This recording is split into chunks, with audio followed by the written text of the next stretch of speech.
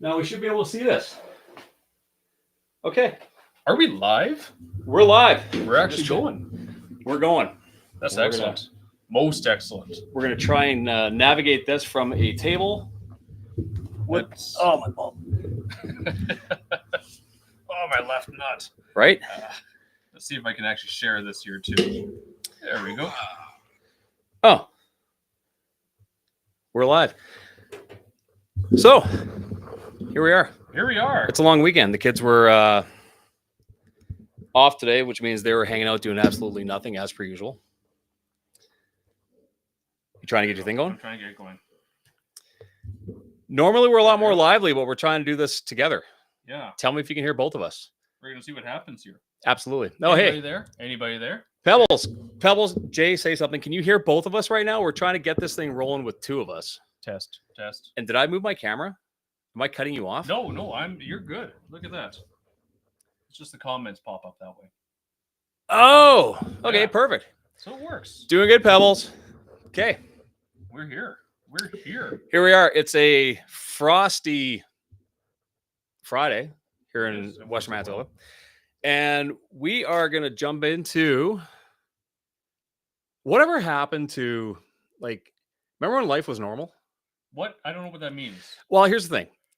There was a time when, again, I mentioned in the description, we had, hey, how's it going? Who's that? Pebbles, good. You can hear us both. Nice. Hey, Polar Bear, how's it going? So we're attempting to do this together in the same room, and hopefully we're okay. Jay needs to talk so we can tell if he's coming up loud enough. If Can you hear me? Somebody wave. Somebody say hi.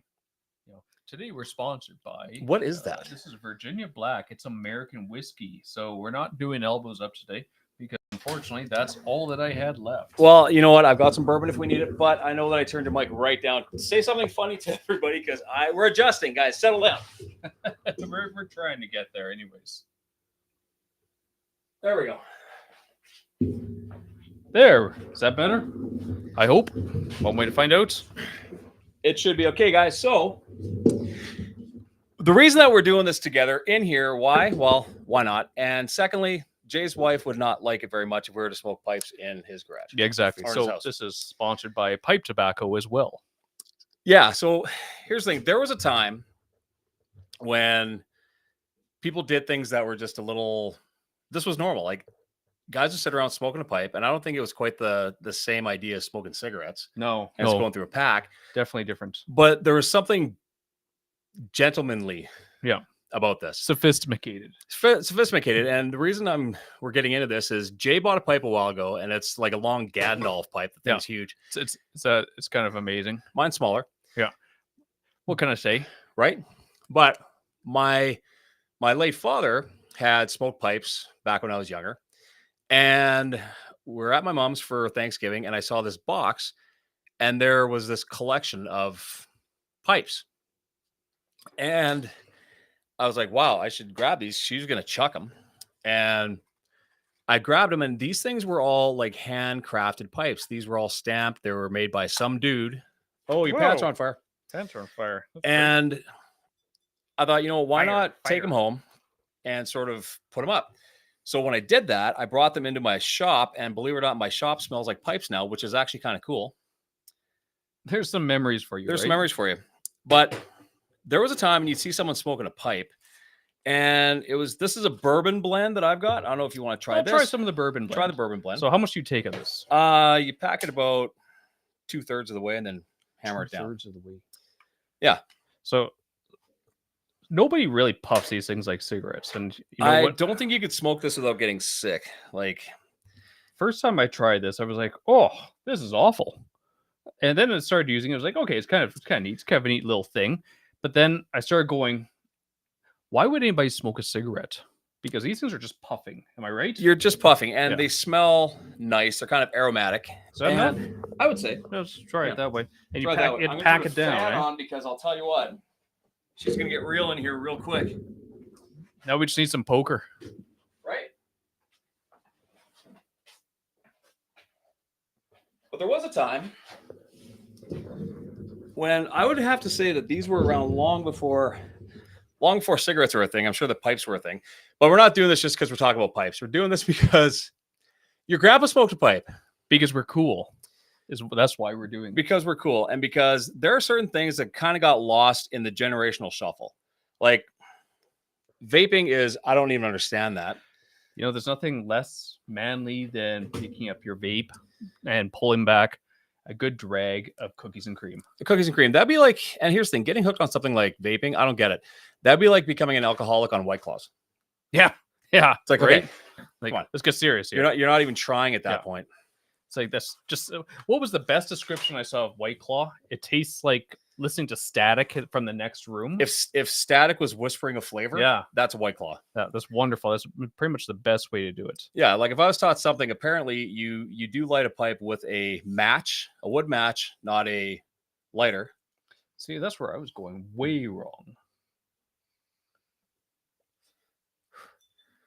There we go. Okay, let's see if I can actually. Do we look dignified all of a sudden? You can light that without lighting your pants on fire. That'd be fantastic. It's worth a shot, isn't Why it? do I have this picture of you? Like, I'm not going to get all whatever on you, but why is it when you see movies with old Asian men, they have a very long pipe, kind of like yours? Because why wouldn't they? Mm-hmm.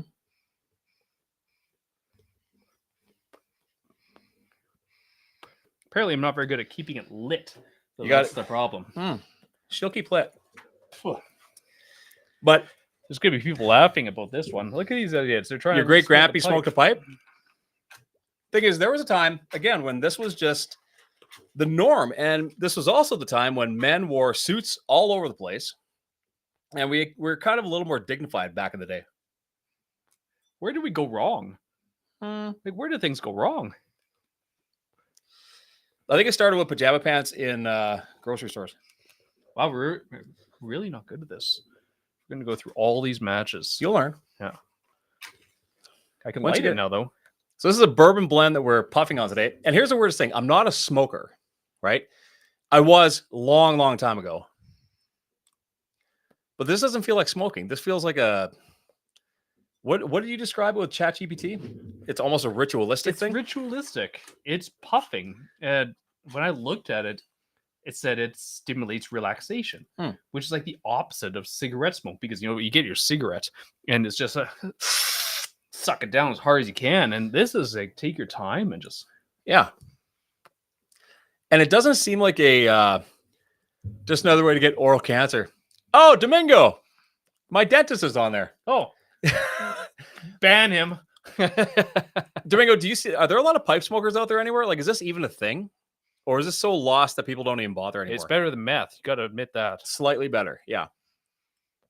But, I mean, we're talking about things like, I wanted to get into the things that we did that were normal that somehow became wrong, like riding in the back of a truck.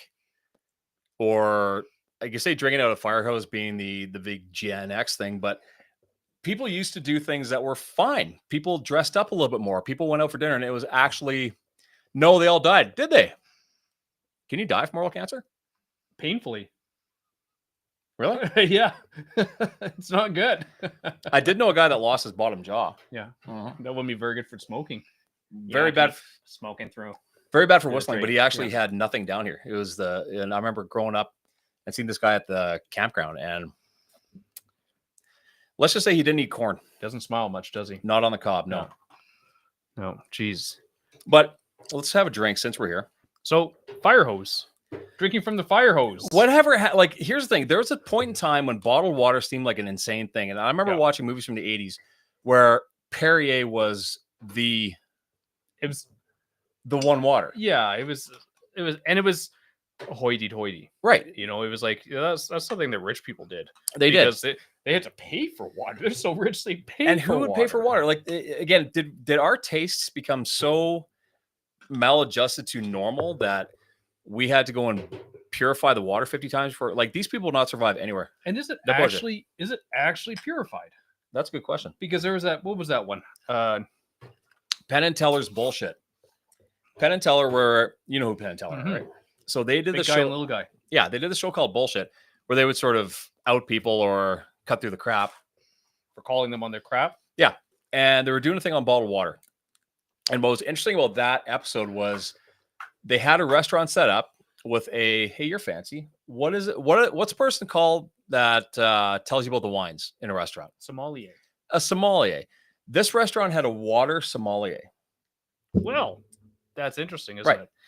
And Must be damn good water. they had a menu, and the menu had everything from glacial to spring to this was filtered through lava rocks. Yeah. And people were buying this water for insane amounts of money.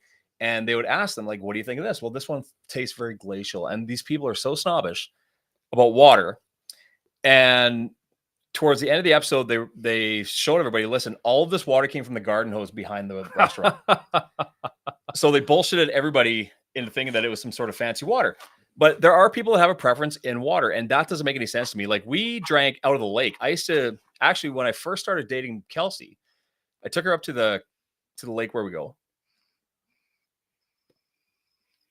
And I grabbed a glass of water out of the boat, scooped it up as a clear acrylic glass, and just downed it. She's like, oh my God. I'm like, look at this. It's crystal clear. There's nothing wrong with it. You hope. Yeah, I mean, dysentery, that's a thing. But thing is, you can drink water out of a freshwater lake. You can't. And that's what we grew up with. But there are people that will only drink bottled water. And it's like, we became so refined in so many of these things, but we class down in so many other things. Like when it comes so it's like that thing of, what's classy if you're rich, but trashy if you're poor, right? Oh, classy if you're rich, but trashy if you're poor. Yeah. There's like secondhand stores or whatever, or dressing like a slob or something, right? Well, it's classy if you're rich, because you can say, you know what, I don't need to dress up all the time. Yeah. But I mean, there are limits to almost everything. I mean, when I was, I gotta say, I never enjoyed pajamas in public. No, I hate that stuff. I hate that. And somehow it became the norm where people are like, if you're a kid, if you're a toddler, that's understandable. By all means, that just means your parents are lazy. Put your jammies right? on. Yeah. But if you're a grown ass adult, alcohol became. Yeah, there you go. Domingo's got it right. What's classy if you're rich, but trashy if you're poor. Drinking would be it. Day drinking. Yeah. Day drinking. There you go. Yeah. Here's another one. Not owning a car, it says.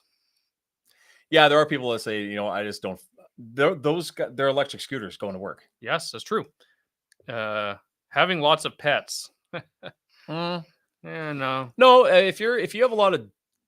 Here's the thing: if you have a lot of pets, but don't have the room for such things, it's different than having ponies. That's true. Yep. If you have a lot of size of the pets, the bigger the pets. What's the classiest dog? What would you say the classiest dog would be? The classiest dog. Yeah, the classiest dog. Like if you're like, oh, and I'm only going to say this because it's gotta be purebred, of course. Oh, absolutely. Yeah. Dalmatian. A Dalmatian. Except unless you're a firefighter. I would say anything that has 2 words in the name. If you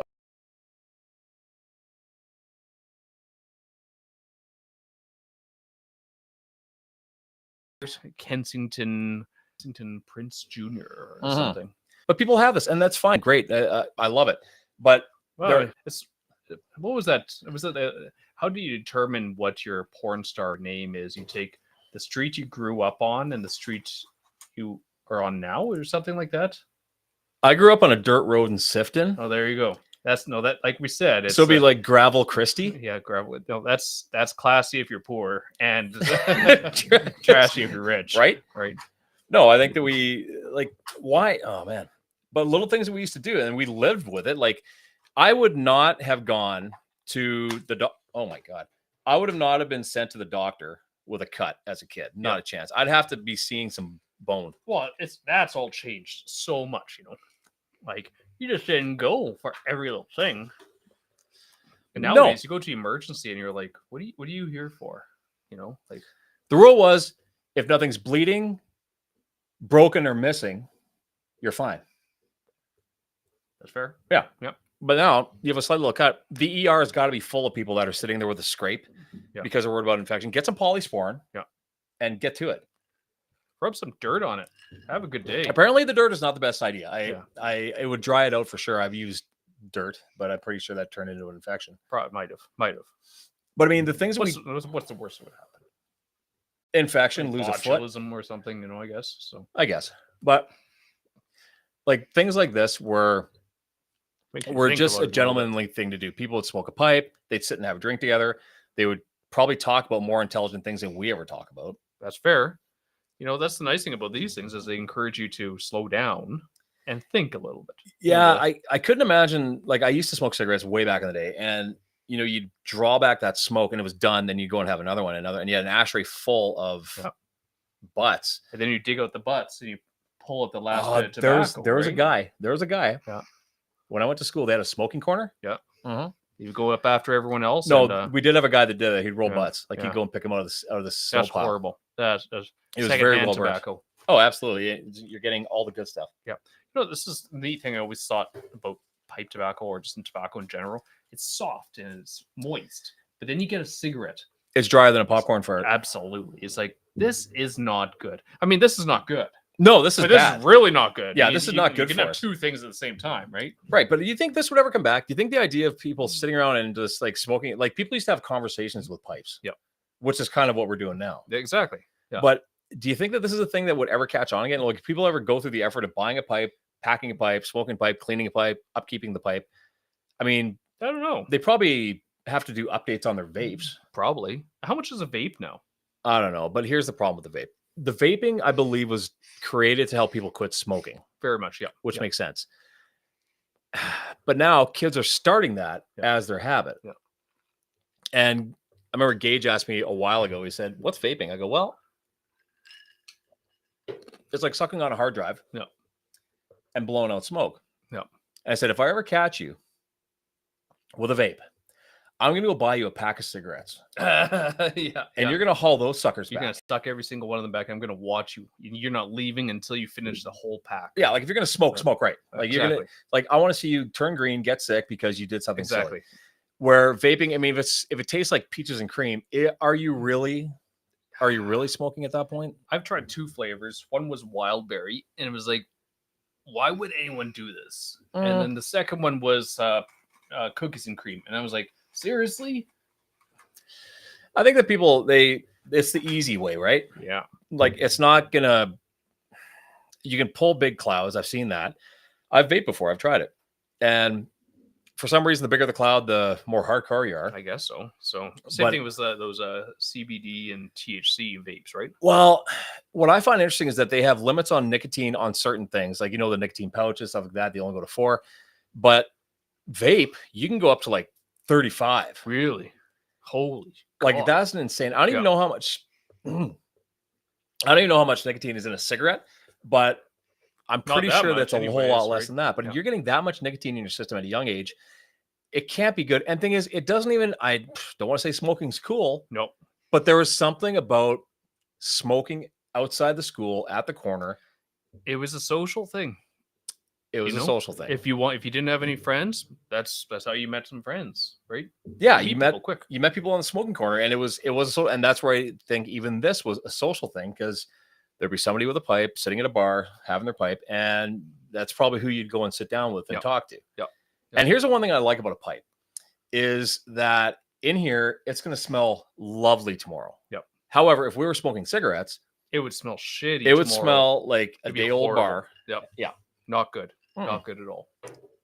But no, I think that when you have the things we used to do, the things we used to have, the things we used to enjoy were rough around the edges, but there was a certain amount of class that came with it. They were a little timeless.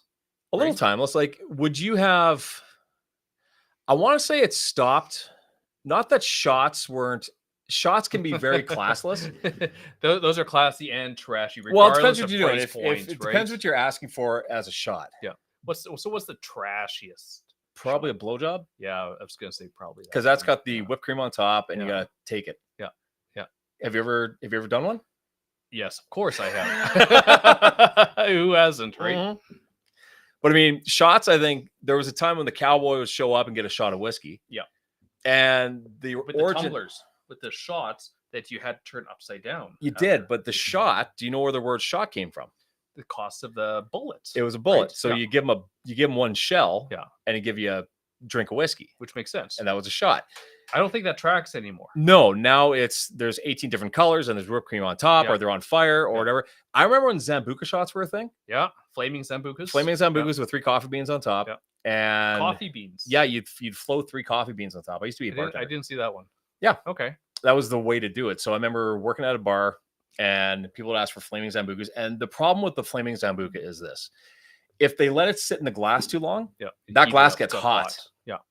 And lots of times they'd be like, "Hey, we're all gonna do shots. Stop talking and start drinking." Just do it right now.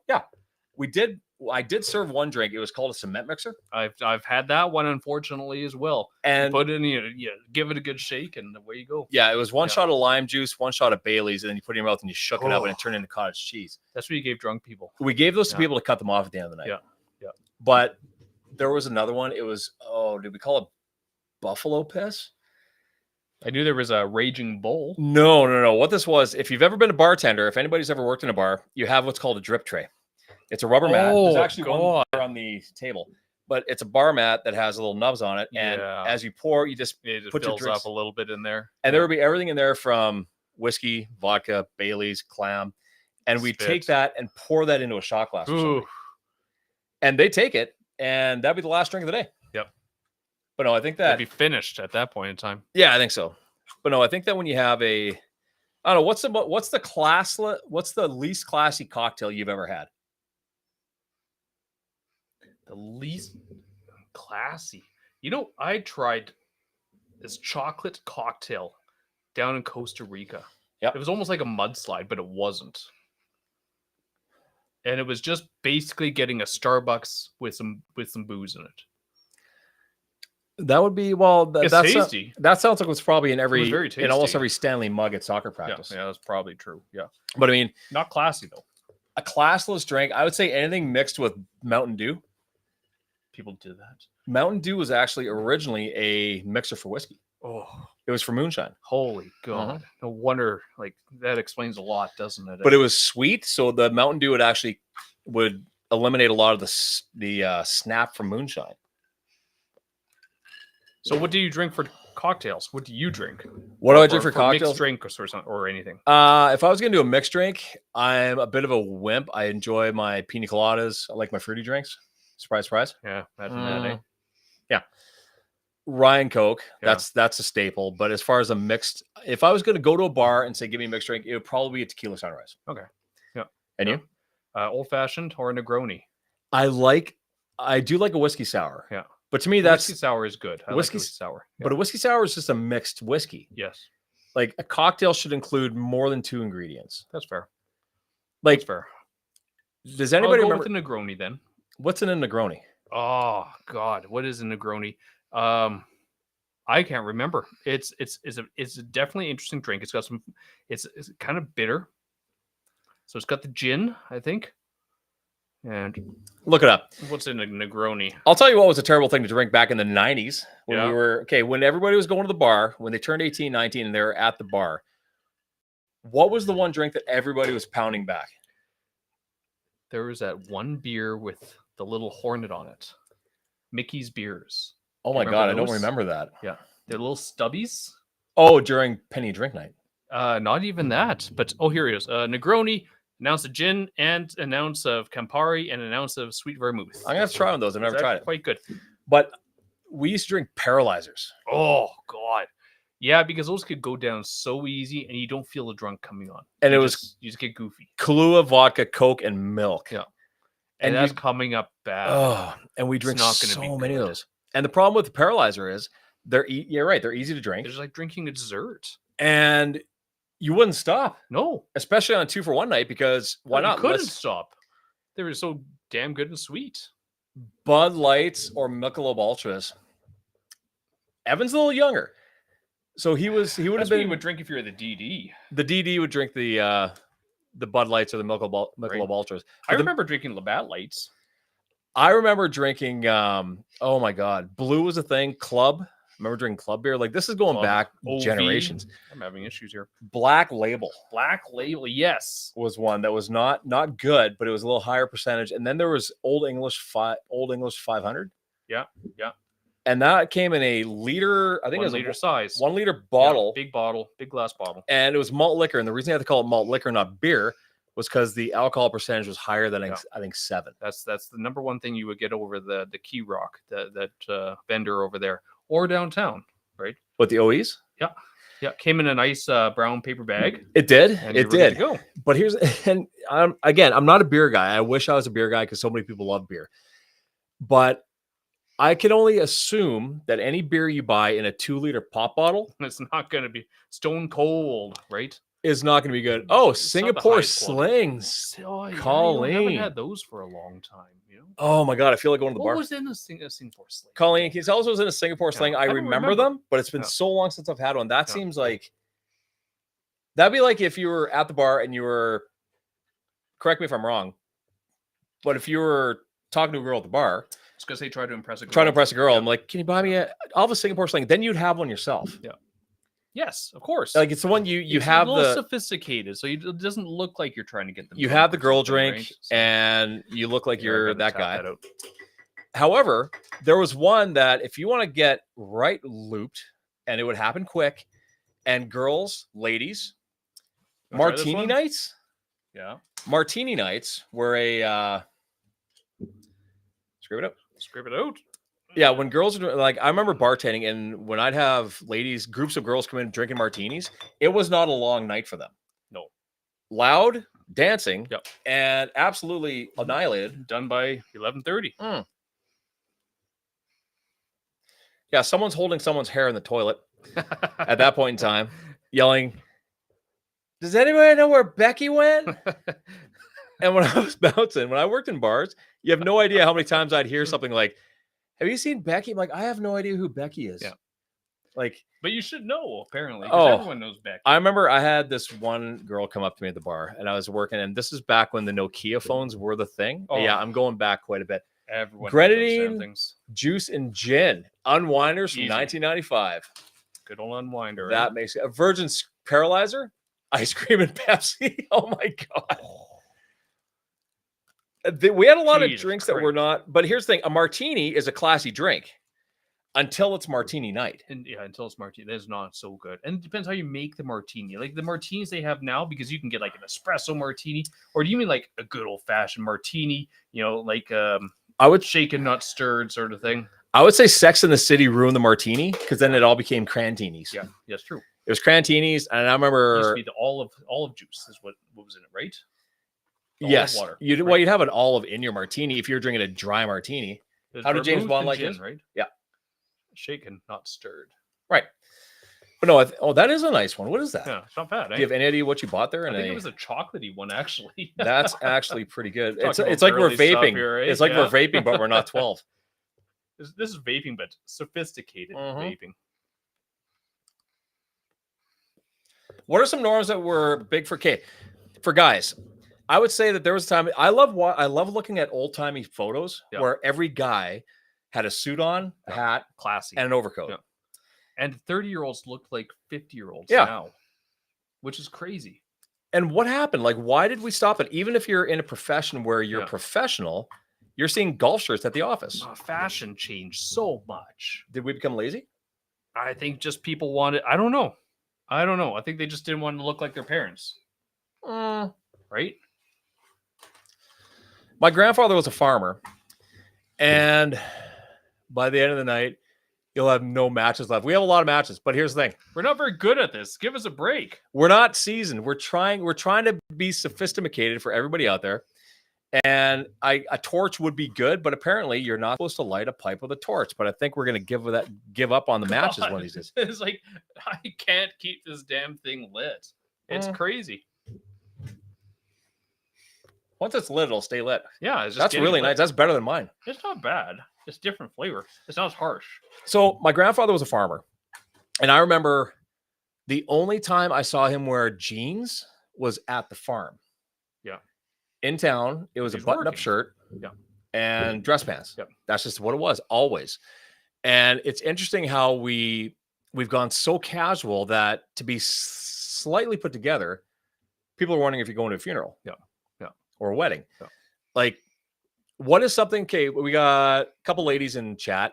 So, guys, it was suits, and you just looked the part. Do you feel like that's overdressed? Do you like to see a guy in a suit? I'm going to assume probably, just like I enjoy seeing, like, when Kelsey wears a dress, I love it. Yep. Right? When I travel, I'm old fashioned. I still wear a suit jacket when I fly. I get just kind of dressed up. It's very functional. Yeah, people wear sweatpants in God, planes. I can't do it. But then again, flying used to be. But then I can't light them. What's better, cigar or a pipe? Either. I would say they're different. They're different. The pipe, I like the pipe because it's a lot more maintenance. It's a lot more. Like if we had a torch, we'd be set. I like the pipe. A cigar is handier. I mean, you're not going to pull out a pipe on the golf course. Why not? I guess you could. But harder to travel with these sort of things. Could you travel with a pipe? You could. I don't see why you couldn't, but I don't know if they can. We suck at this so bad. It's not good, dude. Like this is where our grandparents would be rolling in their graves, saying, "Wow, these guys suck at everything they do." Your dad's generation going, you're filing my memories here. Like those are my pipe collection. You can't even keep it lit. No, I think. Okay, so guys in a suit. I think I like wearing a suit. I really do. I feel put together in a suit. I'm more casual than I should be. A suit looks good regardless. A suit looks good. You know what I want to bring back? As you guys know, I'm a real estate agent, right? Century 21. And they used to have the gold jackets. Oh, yeah. Century 21, yeah. I've seen those jackets. And I haven't seen one. Yeah, I haven't seen one since the 80s. Yeah. But I've seen pictures of them. I think I could pull it off. You should. I should. I think I could pull off the yellow jacket. The only time I saw a yellow jacket was in Happy Gilmore. Oh yeah, because they won the yellow jacket. Kill Bill. Kill Bill. But the thing is, there was a time when you just dressed up a little bit more and you cared more. Or was that church dressed up and everything? Right? You went to church dressed up, or Christmas dinner, Sunday dinner, dressed up in your Sunday finest. Right? Yeah. So what the hell happened to us? I mean, we have access to far more for far less. People work on Sundays, though. People work on Sundays, but not so much back then, I guess. Well, on the farm you did, but I don't know. I think that we just became a little more. I think that when what do they call it? Athleisure wear took over. Yeah. Suddenly, sweatpants and gym clothes everywhere but the gym. So this was a great idea. That's my gripe about you go to a restaurant and you'll see all the girls. They're probably gonna hate that I say this, but they're all wearing the tightest Lululemon pants. Yeah, for sure. Right, and I'm like, I just don't like that actually. But like a good tailored pair of pants looks classier. I'll tell you what, and I'll admit it. I was a fan of the leggings when they first came to be a thing. Like but now they're everywhere. But I'll tell you what, jeans, like a good pair of jeans on a woman, they look better. It's just, or you're right, pants. And I think they're going more towards it. Like, is that happening, ladies? Are you going more towards just like pants and jeans? Because it almost seems like the 90s are coming back, and we're seeing more. I want to say mom jeans. Wait until the low rise and the whale tails come back. Oh, that was another one. You could tell when they were flossing at the bar. Yeah, I mean that was a terrible, terrible fashion trend. Well, terrible. It kept you from. Did you look? No, you did before you were married. But I mean, and again, like, what's your favorite color suit? Favorite color suit? That changes. Depends on the season, right? I like gray, right? I like a good gray suit, but I would like to get a good tweed jacket. You know, like the old-fashioned British style. I've got one. Do you? With like the leather arms? I didn't get that. I didn't get that. That would go with the pipe. Yes. It would all make sense. Yeah, it'd be perfect. But, what did Evan say? I love the British look. I feel like I'm prone to sweat stains. At least I'm sweating in the middle of June last time I wore a suit. Well, here's the thing. A suit is not a cool thing to wear. That's where women have the advantage. It used to be wool. Ugh. Like the old West? Remember, like, can you imagine those guys? Because it's got the vest. And tweed is not light, my friend. Tweed is actually pretty heavy. They'd be cooking. It is. Now, when's the last time your wife told you should really, that would look good on you? Has she ever said that to you? A certain style? Anything. No, usually tattoos, she says that. You should get. Do you have any tattoos? I have 0 tattoos. Oh my God, virgin skin. Virgin skin. Yeah. So we were in the mall one day, and there's a suit shop in there, which I probably wouldn't buy it at that store, but there was this navy suit that was so sharp. Yeah. with an orange tie and a white shirt. I'm like, Okay, there you go. and Kels goes, you know what? You should really get a navy suit. Yeah, navy look. That's just the classic. The blue look is always good, right? Do you think it's ever going to turn around where we're going to try to look good again? It's some people do definitely try, and the suit styles have changed so much. Like even double-breasted suits are coming back. And I like it. Yeah, I looks dig it. good. It looks really good. It didn't for a while because it was just too much, right? It was too much, but I think we've dressed down so much. Like Yeah. again, the norms back in the day was if you used a pen for work, Yeah, you wore a suit to work. correct. Yeah, and you should have had a custom pen. I do. Yeah, I do have custom pens. Do you have custom pens? I do have custom pens. You mean like with just your name on it, or like fancy? Oh, did I get like a cross pen? Yes. I remember the cross pen was a thing. My dad had a cross pen. I remember he got his first cross pen. I was probably like 12. Yeah. He's like, yeah. look at this. I'm like, what? It's a pen. It's a pen.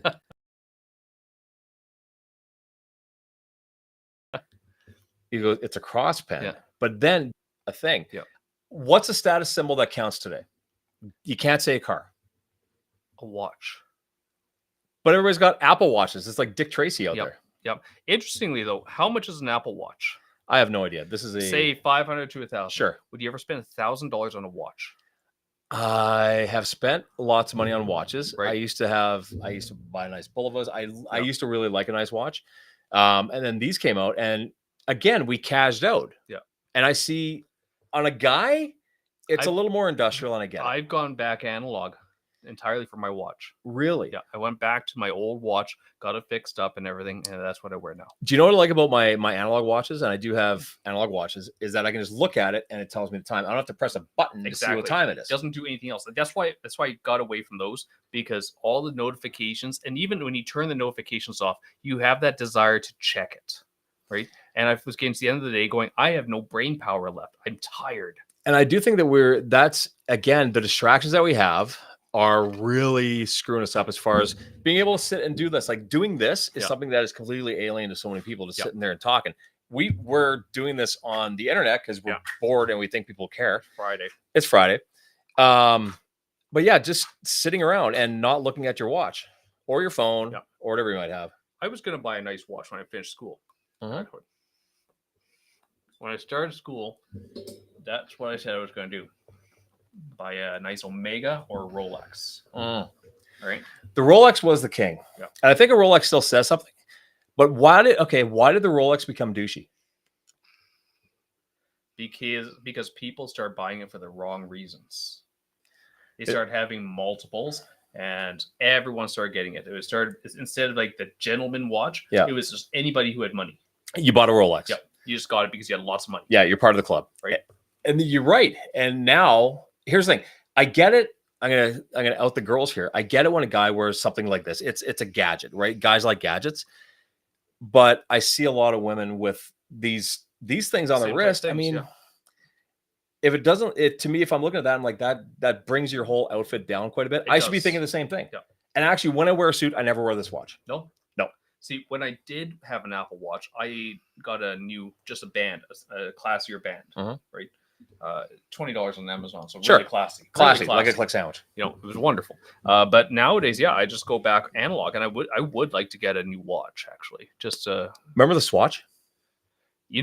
Yes, because that's who owns the company Omega now. Swatch owns yes. Swatch owns that, or Omega owns Swatch? Swatch owns it. Swatch is a massive company. Really? Yeah, it's a big company. Yeah. Can you buy a fancy Swatch, or a Swatch is just? You can buy a fancy Swatch. I remember when everybody had they had a Swatch and they had a Sun Ice jacket. Yes. That's how you knew. That's how you knew the kids in school. Had it made. Yeah, like their parents didn't share the car. They had a little bit of money. Yeah. Not a lot of money, but they had a little bit. But back then, if you look at the Sun Ice jacket, I remember did a TikTok of this a while ago. The Sun Ice, what are the jackets with the big Arctic? How are they called? Canada Goose. The Canada Goose jacket. Yeah. Now that's $1,000 coat. Easy. Yeah. Probably more now. And I would be willing to put a nickel on it. Lots of luxury items have been cheapened because poors buy them for status and rich hide the richness. That is true. You're not wrong. Yeah, no. But the Canada Goose. Oh, geez, that's my the Canada Goose is equal. If you looked at it dollar wise, what the Sun Ice was back in the 90s. Yeah.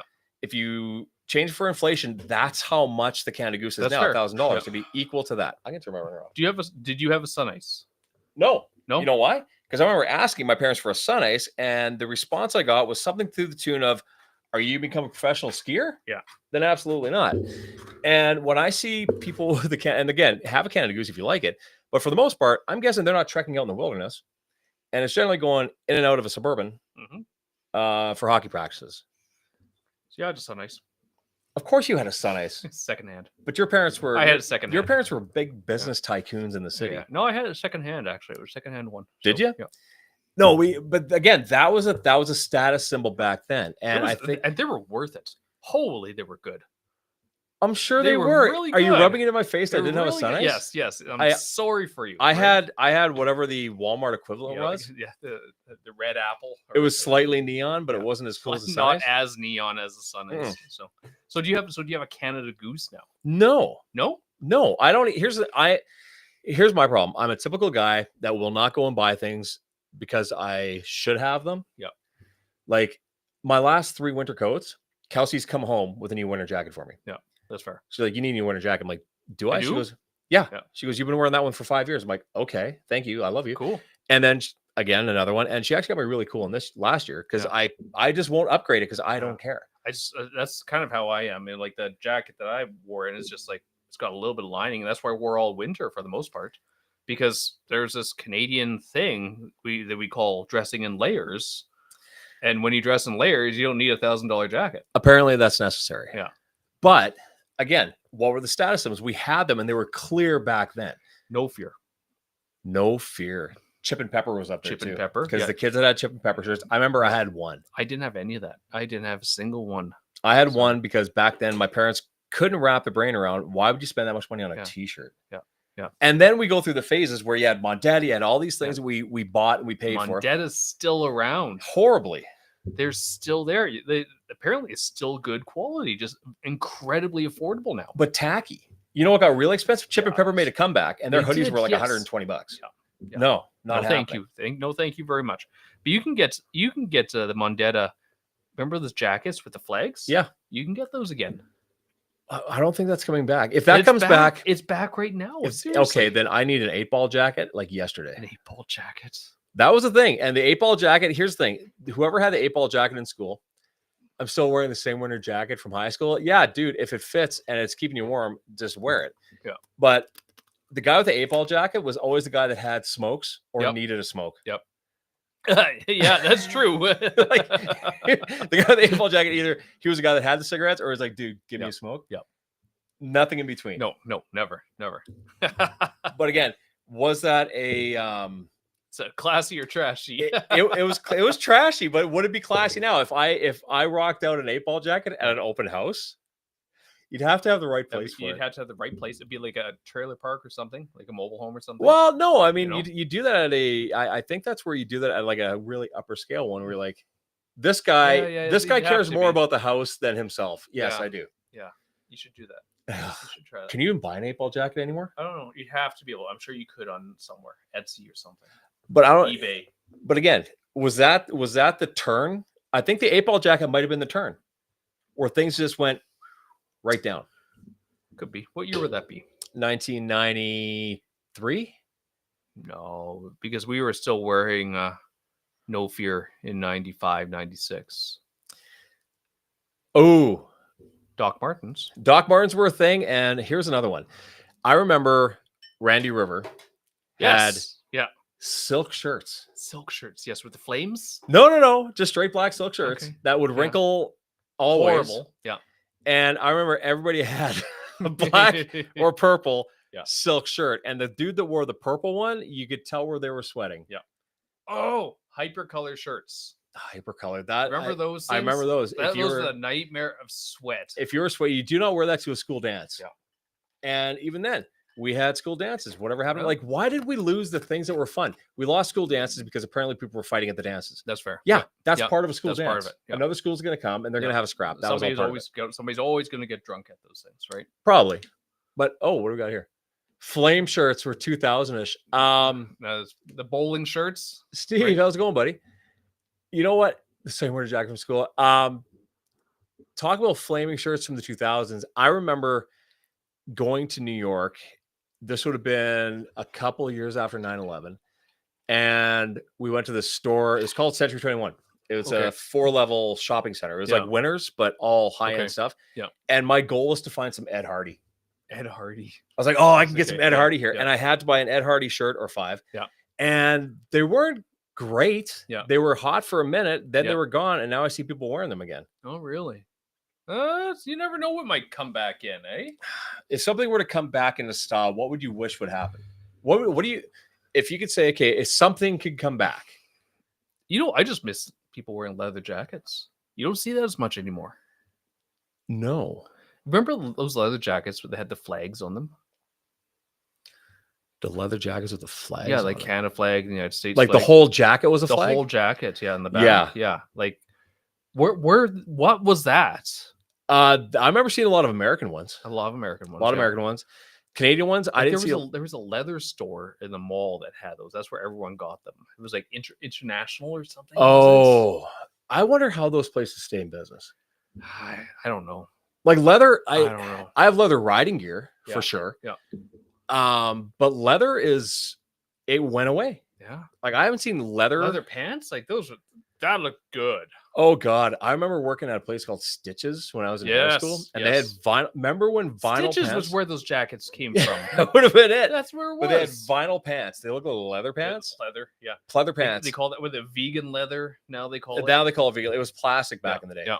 But I owned a pair of like vinyl jeans. Oh, there we go. And they were terrible. There we go. And they were bad. I remember wearing put those on to with the your bar. with your gold jacket.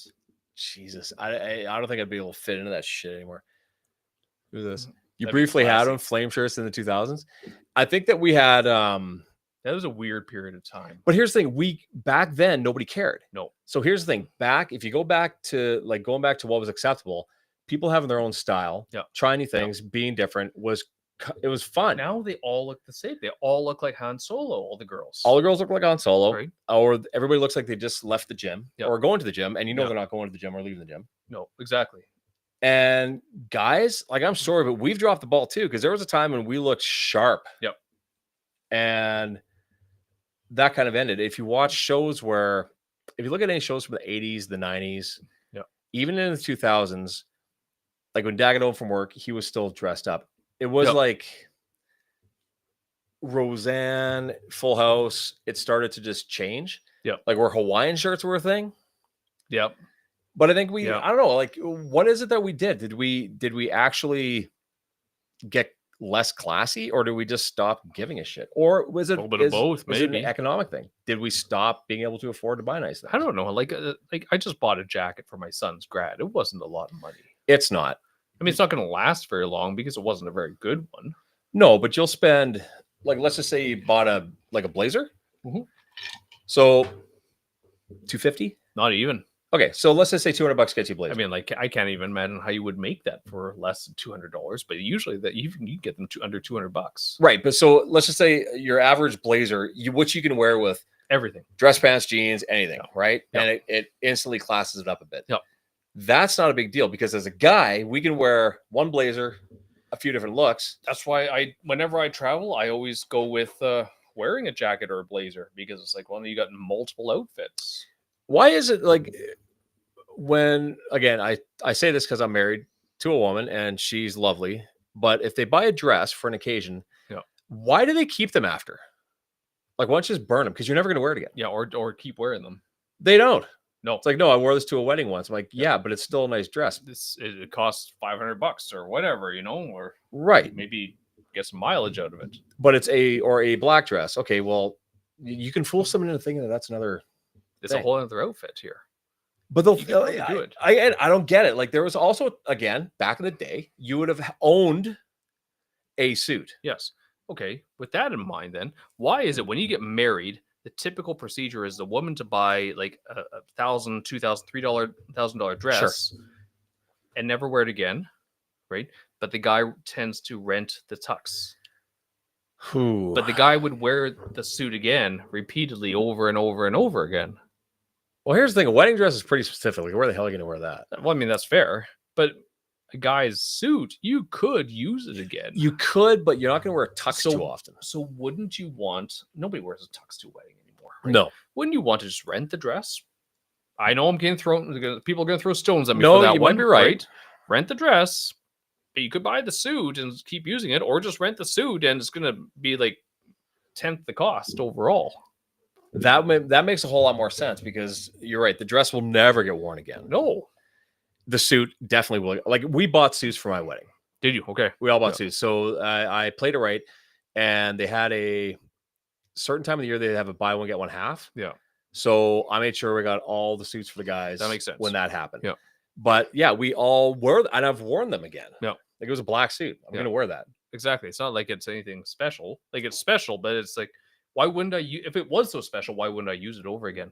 Well, the symbolism of the wedding dress is something much different than the suit. So I mean, you're never gonna wear that again. Yeah, hopefully. but what's the symbolism of the white dress? I don't know. Purity. Yeah. Why? How are white dresses still a thing? I'm saying, I'm sure it happens. Yes. Not judging. Not judging. Not judging. I'm just saying. I'm going to have a little swig of this. It's not bad. It's not bad. Yeah. It's sweet. It's nice. Yeah, you definitely need to dilute it down a little bit, though. A little bit. Good. Yeah. But no, I think that in there. We were different. There was also a time when people would say something to someone's face. They could take criticism. I would say there was a time when people took criticism a lot better, and they get into conversations about it. I read a quote that was so genius, and I loved it. I read it the other day. It said, "I made a change in my life. I decided one day that I'm no longer going to prove anybody wrong unless I'm getting paid to do it." Oh, that's fair. Yeah. Now think about it. That's If their life's mission is to just prove other people wrong, first of all, you're losing friends, 100%. Yeah. But yeah, I don't need to prove you wrong unless someone's paying me to argue the case. Exactly. I can let it go. I don't need to stress out over that. Enjoy your win. Take the W. I do not need to win an argument. Yeah. A conversation. Sure. We'll have a conversation. But I mean, if you're right and I'm wrong, at least there was a time when you would concede. Yeah. And say, you know what? I think you're right. Yeah. Now, not anymore. No. They hold on to that. I remember, I got in a heated discussion with the guy, and he said something, and I was like, okay. And his response was, "What is that? Is that all you got?" Yeah. Like, well, that's all you're gonna get. Like, I don't know what you want here. Yeah, I believe if people want the win, they can have the win, because lots of people go into an argument or a conversation wanting to prove some point, whatever it may be. And right now, we do live in a time when people are so split. Yeah. And you're either this or you're that. Yeah. And we're talking about this today with a client, and I said, it's interesting that this whole right versus left thing. I would say that most of us are center. Everyone, for the most part, people are pretty central. Even the people who say they're pretty right are, if you looked at their policies and the things they believe in, they're not that right or left. They're pretty central. Right. But I believe that I think that we were all pretty much center. Everybody they were reasonable at one time. I think it's like a bell curve. Until the definition of left and right became the new definition of left and right. There we go. Yeah. Yeah. So you've either picked a side, or you pick the side. You pick one side. You either pick a side or we'll pick it for you. Mm-hmm. And that's the problem. I mean, we just had that election here too, right? And that school board election. Oh, okay. Didn't that turn into a little debacle? It was a landslide. I went and voted, and I was like, this is the busiest election I've ever been to. Well, here's the thing, and sometimes it comes to the messenger, right? Like, I remember seeing a headline that so-and-so wants metal detectors in schools. Yeah. You know what? Do it. It's a good idea. You pay for it. I have no problem with it. But no, I don't have a problem with it because of the fact that we've had one incident, there's going to be more. Yes. No, I mean the person who suggested it. Okay, you find a way to pay for it. Oh, for sure. That's fine. It's easy to give a solution that's not attainable. Dude, they're doing a $50,000 fine or charge in our city, right? To the railroad, so they don't blow their whistle when they're going across 34th. Right. Really? How entitled are we that we want them to not blow the whistle before they come up to the I live intersection right there. So do you. Yeah. Does it bother you? No, no. But the city is willing to spend 50 grand to move the sensors back Jeez, so it triggers the arm that's crazy. 3 seconds sooner That's or crazy. 4 seconds sooner. Like, again, we're so entitled. And what's the point? Like, when you have money being spent for this, and going back to that election, do I think that there should be the school should be more secure? Yes. Sure. Yes. Do I think that metal detectors are necessary? Maybe in a high school setting. Perhaps. Yes. Yeah. Yep. The other schools are locked down. You have to buzz in to get in the school. That's not a bad thing. You have to do it It's in not a bad care thing. homes and everything, anyways. So. Right. So, again, is that a crazy idea? No, it's not a crazy idea. It's happening all over the world. We're living with our head in the sand thinking this could never happen here, and then it does. Yeah. So it's who's delivering that message. The person that delivered the message, you got to take that guy with a grain of salt. There is a problem because sometimes the person who's delivering the message is doing it for perhaps the wrong reason. Right. And there's another, back in the day, I do believe that there was some merit, or it did make sense when 3 o'clock by the bike rack was a thing. Yeah, absolutely. Because if you were going to talk shit in school, you better be prepared to throw down. Chances are someone's going to throw down with you. Yeah. The problem is now it's not a simple fight. It's a curb stomping. Well, that's where it went from 2 guys squaring up, or girls squaring up. Yeah. And having a... Yeah, those are the good days when the girls squared up, right? Oh, dude. Yeah, I could tell you stories, things that I've seen. But there was a time when you would square up, the fight would happen, it would be over. And the funny thing is, after that was done, you both respected each other. Like, it was over, and it was actually over. When people tend to get in a fight, there was a certain amount of respect. Okay, like, you're having problems. You know, if you get in a fight with someone, it's like, okay, you got to give that person a little bit of respect for standing up for themselves. Well, yeah, and there were bullies, and I remember that. But every once in a while, you get the guy that was picked on, saying enough is enough. Yep. Those were the fights worth watching. When somebody was just like, I'm going all in. When the guy finally had enough? Yeah, I'm going to fuck you up. They were fantastic. And it was surprising because that fight or flight would kick in, and this kid would get a good one in. Yeah. And surprise the dude. Yeah. And sometimes that's all it took.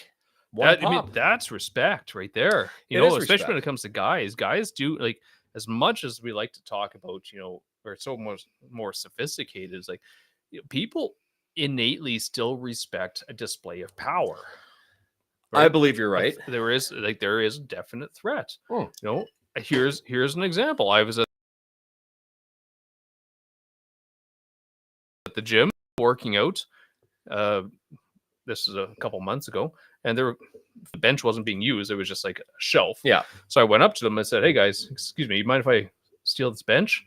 I never saw 2 guys jump so fast in my life and go, "Oh, I'm sorry, sir. Here, let me get that out of the way for you." There's respect. There's nothing wrong with that. It's like, I'm a sir now, am I? Oh, yeah, sir hurts a little bit. Oh, who we got talking here? Great. Kids these days have no respect in mutual combat. Well, there's the problem too. Like, there was a time when if you ran your mouth, you were going to get it shut. Yeah. And we're just going to have to get a torch next time we do this, because Jesus. Ooh, there we go. Fireworks. And when you talk about mutual, or what do you call it? Signs of aggression? No, signs of threats of aggression. Threats of aggression. That's the whole, what is it? Better to be the warrior in the garden. No, it was the gardener in the war. There's a difference between being calm and being weak. Yeah. Okay. Yeah. Like, I would consider myself to be a very calm person. Right. Weak is different. That's exactly right. Weak means that you couldn't do something if something were to happen. Yeah. Calm, like being able to control yourself, I think is something that's been lost, because people say, well, you know, I've got a control issue or whatever you want to call it. Was it Jordan Peterson said you should be capable of doing terrible things, right? Well, there was also a time when masculinity wasn't something to be ashamed of, and femininity wasn't a thing to be ashamed of. Correct. And it wasn't something that was confused easily either. No, no. But here's the thing, guys being guys and women being women. And I'll say that with all due respect. I love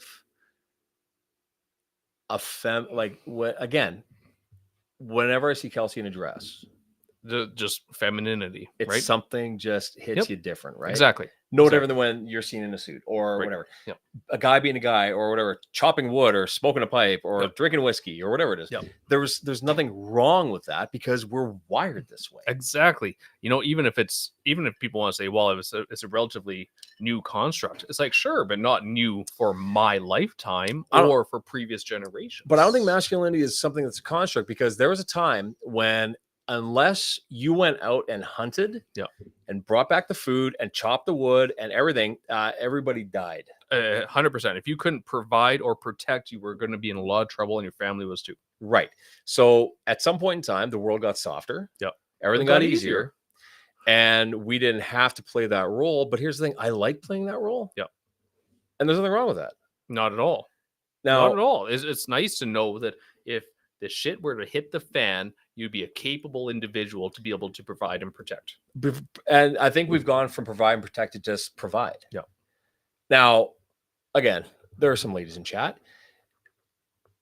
I think deep down, although everybody's strong and independent, I get that. However, knowing that Are you a strong, independent man? I am a strong independent Why man. is that not a term? Why is that not a term? It's like, the one that drives me mental, and this will catch flack because people don't like it. When I say mompreneur, people celebrate it. Mompreneur. And if I were to call myself a dadpreneur, nobody would ever take me seriously for the rest of my life. Or dad boss? Dad boss. Slay the day, dad boss. Nobody's ever going to be able to make eye contact with you ever. You lost respect. You don't have to tell me that you're independent. I get it. Yeah. I get it. You don't have to, but I don't know. That's the thing, like I've had people say, make sure you teach your girls to be strong, independent women, right? I'm like, no, I don't want them to be strong, independent women. What if I want them to be collaborative and to be able to work together with a partner. And here's the thing, we do I do the gross jobs. Yep. 100%. That's fair. And the physically demanding jobs, because there's that.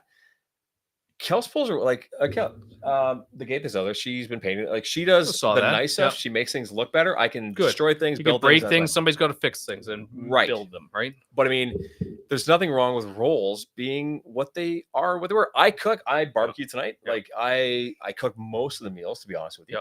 But I enjoy it. Plus, my schedule allows me to do that. Exactly. But when you decide that it's going to be, it's toxic to be masculine. Yeah. You know what? Then marry yourself a dude who's not. Well, exactly. And if you like the term toxic masculinity, you're automatically saying that there's going to be a toxic femininity. Well, I would say that that's fair. Because you can't have one without the other. Oh, chat's going live now. Blue jobs and pink jobs. Okay. Greg. Blue jobs. Blue job. I would say a blue job would be anything disgusting and anything that requires enough effort that you're probably going to hurt yourself. That's fair. But also, like my wife wants to hunt. She wants to do bow hunting. She should. And why is that? Because she used to do it with her dad, right? So now is that blue job or pink job? It's kind of both because it was something that you shared with a parent. Well, the lion and the lioness does hunting, right? That's fair. That? The lion's only good for one thing: making more. Wow. Yeah. He is kind of the stud of he's the king of the jungle. That's just all he does. That's why he sleeps so much. The lion sleeps tonight. Yeah. You're right. Yeah. But I think that when you have blue jobs and pink jobs, that's blurred. But when someone says that's, I believe that more people that did blue jobs are expected to do more of the pink jobs. Yeah. And less of the pink job folks are expected to do the blue jobs. And that's where things can get really muddy because you're going to get some people who, you know, like you see a lot of the older generation. Like I've had a lot of clients, Mhm. you know, where the husbands they can't even get their clothes out in the day. You know, like their wife would actually get their clothes, buy their clothes, set their clothes out for the Oh, day. there's some useless dudes out there. Oh yeah, For right? sure. And that's why they tend to say a lot of that older generation didn't marry their wife; they married a replacement of their mother, right? Ugh. Yeah. That would be a cold day in hell before my It's a clothes little were bit put icky. over me. It's a little bit icky. It is a little icky, but I think that when you have, where's going with this? The blue jobs, pink jobs, and guys who marry their mother. I You did gonna not do marry this my one mother. again, or you want to do the other one again? Oh, we got them both here. Yeah. Well, I don't think I've married my mother. Kels is the most balanced woman I know, 100%. And she puts up with my shit. So You there's got a that. really nice little tobacco bag. Did you buy that? I too? did that. And, I bought. My dad had one back in the day, and I couldn't find it anywhere. So I thought, you know what, I'm gonna treat myself to a Good for you. bag. It's a Louis Vuitton too. I'm really impressed. Is it? No, Louis and Dewey. Louis Vuitton. Dewey Vuitton. It's packaged in just north of Dauphin. North of Dauphin. The Dewey Vuitton. Dewey Faton. Dewey Vuitton. Dewey Faton. True Ukrainian, right? Absolutely. Still smells like pierogi. It smells like butter and onions at all times. But no, we talk about this. This has been brought up so many times, and when it comes to roles, it doesn't really matter. No. However, you want your guy to be able to do the things that he should naturally be able to do. And is it too much to expect that, you know, your wife or the mother of your kids is going to be motherly? No. Not at all. But I think that's where people start getting confused because they think they have to follow the traditional male gender roles, right? And do certain things.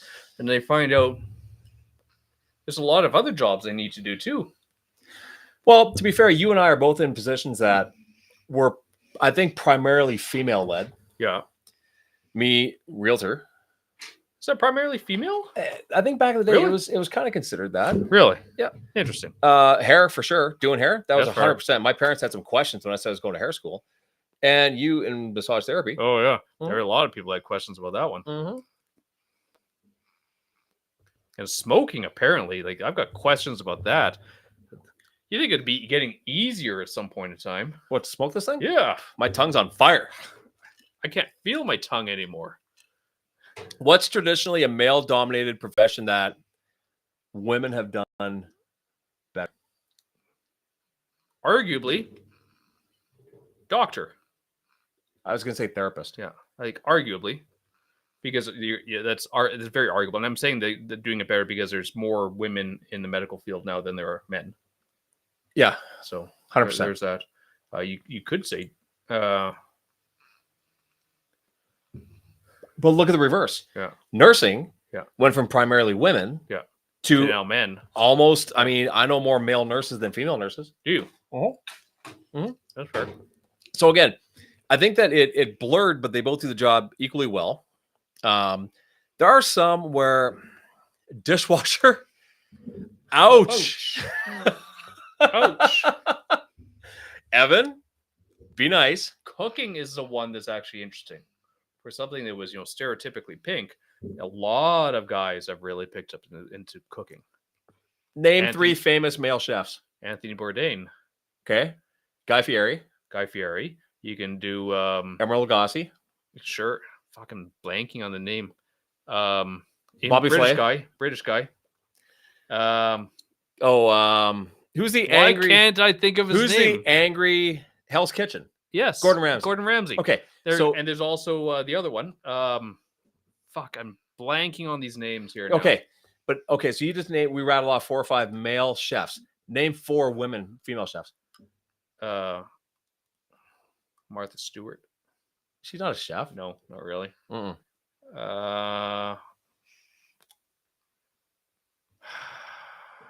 Julia Child. Julia Child is the only one that I could think of. Julia Child. I'm surprised you didn't say Yan. Walk with Yan. Walk with Yan. Walk with Yan. Was he a cousin? Hey. I'm just asking. Hey. I mean, there's a resemblance. Yeah. all look the same, right? No, not all, but you and walk. Why is it? There's a resemblance to you and not- Yan.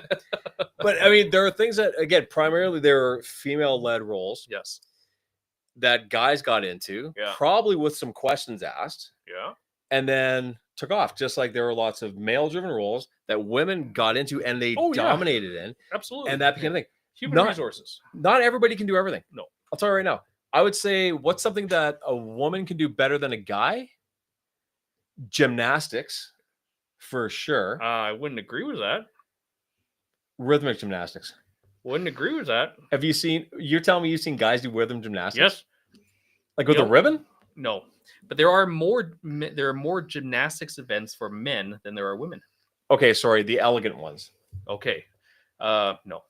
Like the guy stuff is fucking Okay, fascinating. synchronized swimming. Yeah. That's fair. That's fair. That's fair. I don't think anybody wants to see a bunch of dudes synchronized swimming. Holding each other up by the crotch, there, no. Cheerleading. There's another one. I mean, there are guy cheerleaders, but they're usually just They're used for props. propelling people up in the Right, air. they're props. Same thing with the porn industry. Nobody cares about the dudes. They're props. Yes. You They're are just correct. like furniture. I don't think there's any male famous ones. I'm sure there are. Like Ron Jeremy. Ron Jeremy, but that was back in the 70s. Yeah. So, yeah, there are OnlyFans dominated by women, I'm sure. I think we got to start talking about equality on that one, Okay. right? I think it should be equal pay for equal work on this situation. You're talking just hours on camera? No, like if you get WNBA saying they want equal pay, Okay. I think it should be equal pay for OnlyFans, right? So you mean the guys should get paid Yeah, more? I think the guys should be getting paid more per capita. I don't know right? if that would ever happen. It would never happen. Never would happen. Because no one's looking. I'm sure it's some. Okay. Formula F1 racing. Are there women in Formula or NASCAR? Danica Patrick. Is there? Okay. She's a NASCAR driver. She was, I believe, You won't get any F1. Asians doing Asian women. Why? I wonder why. Good luck, everybody. Oh my God, you said it, not me. I mean, that's a lot of scratched up rims. Yeah, exactly. Jesus Christ. No, I think that you have, again, going back to the norms that we had, it got shifted in the best way because people did it and dominated it. Yeah. Not saying I'm going to do it and you can't do it. Correct. Yeah. I mean, I think it's a good thing for having people in different fields. Mhm. But I think the striving and the trying to get complete equality can create some problems. Well, Okay, so, oh man, I should find this one video, and this one was really confusing. It was from a group of nurses, okay. and it said, I'll get the numbers wrong, but it was 80% of nurses identify as female, but in this specific specialization of nursing, it's only like 60% of nurses identify as female, so they need equality. Okay. And it's like, so you want to fire some nurses? It's like, what? And they're saying, no, we want to have 80% equality. It's like, but that's not equality then, is it? It's not equality. No.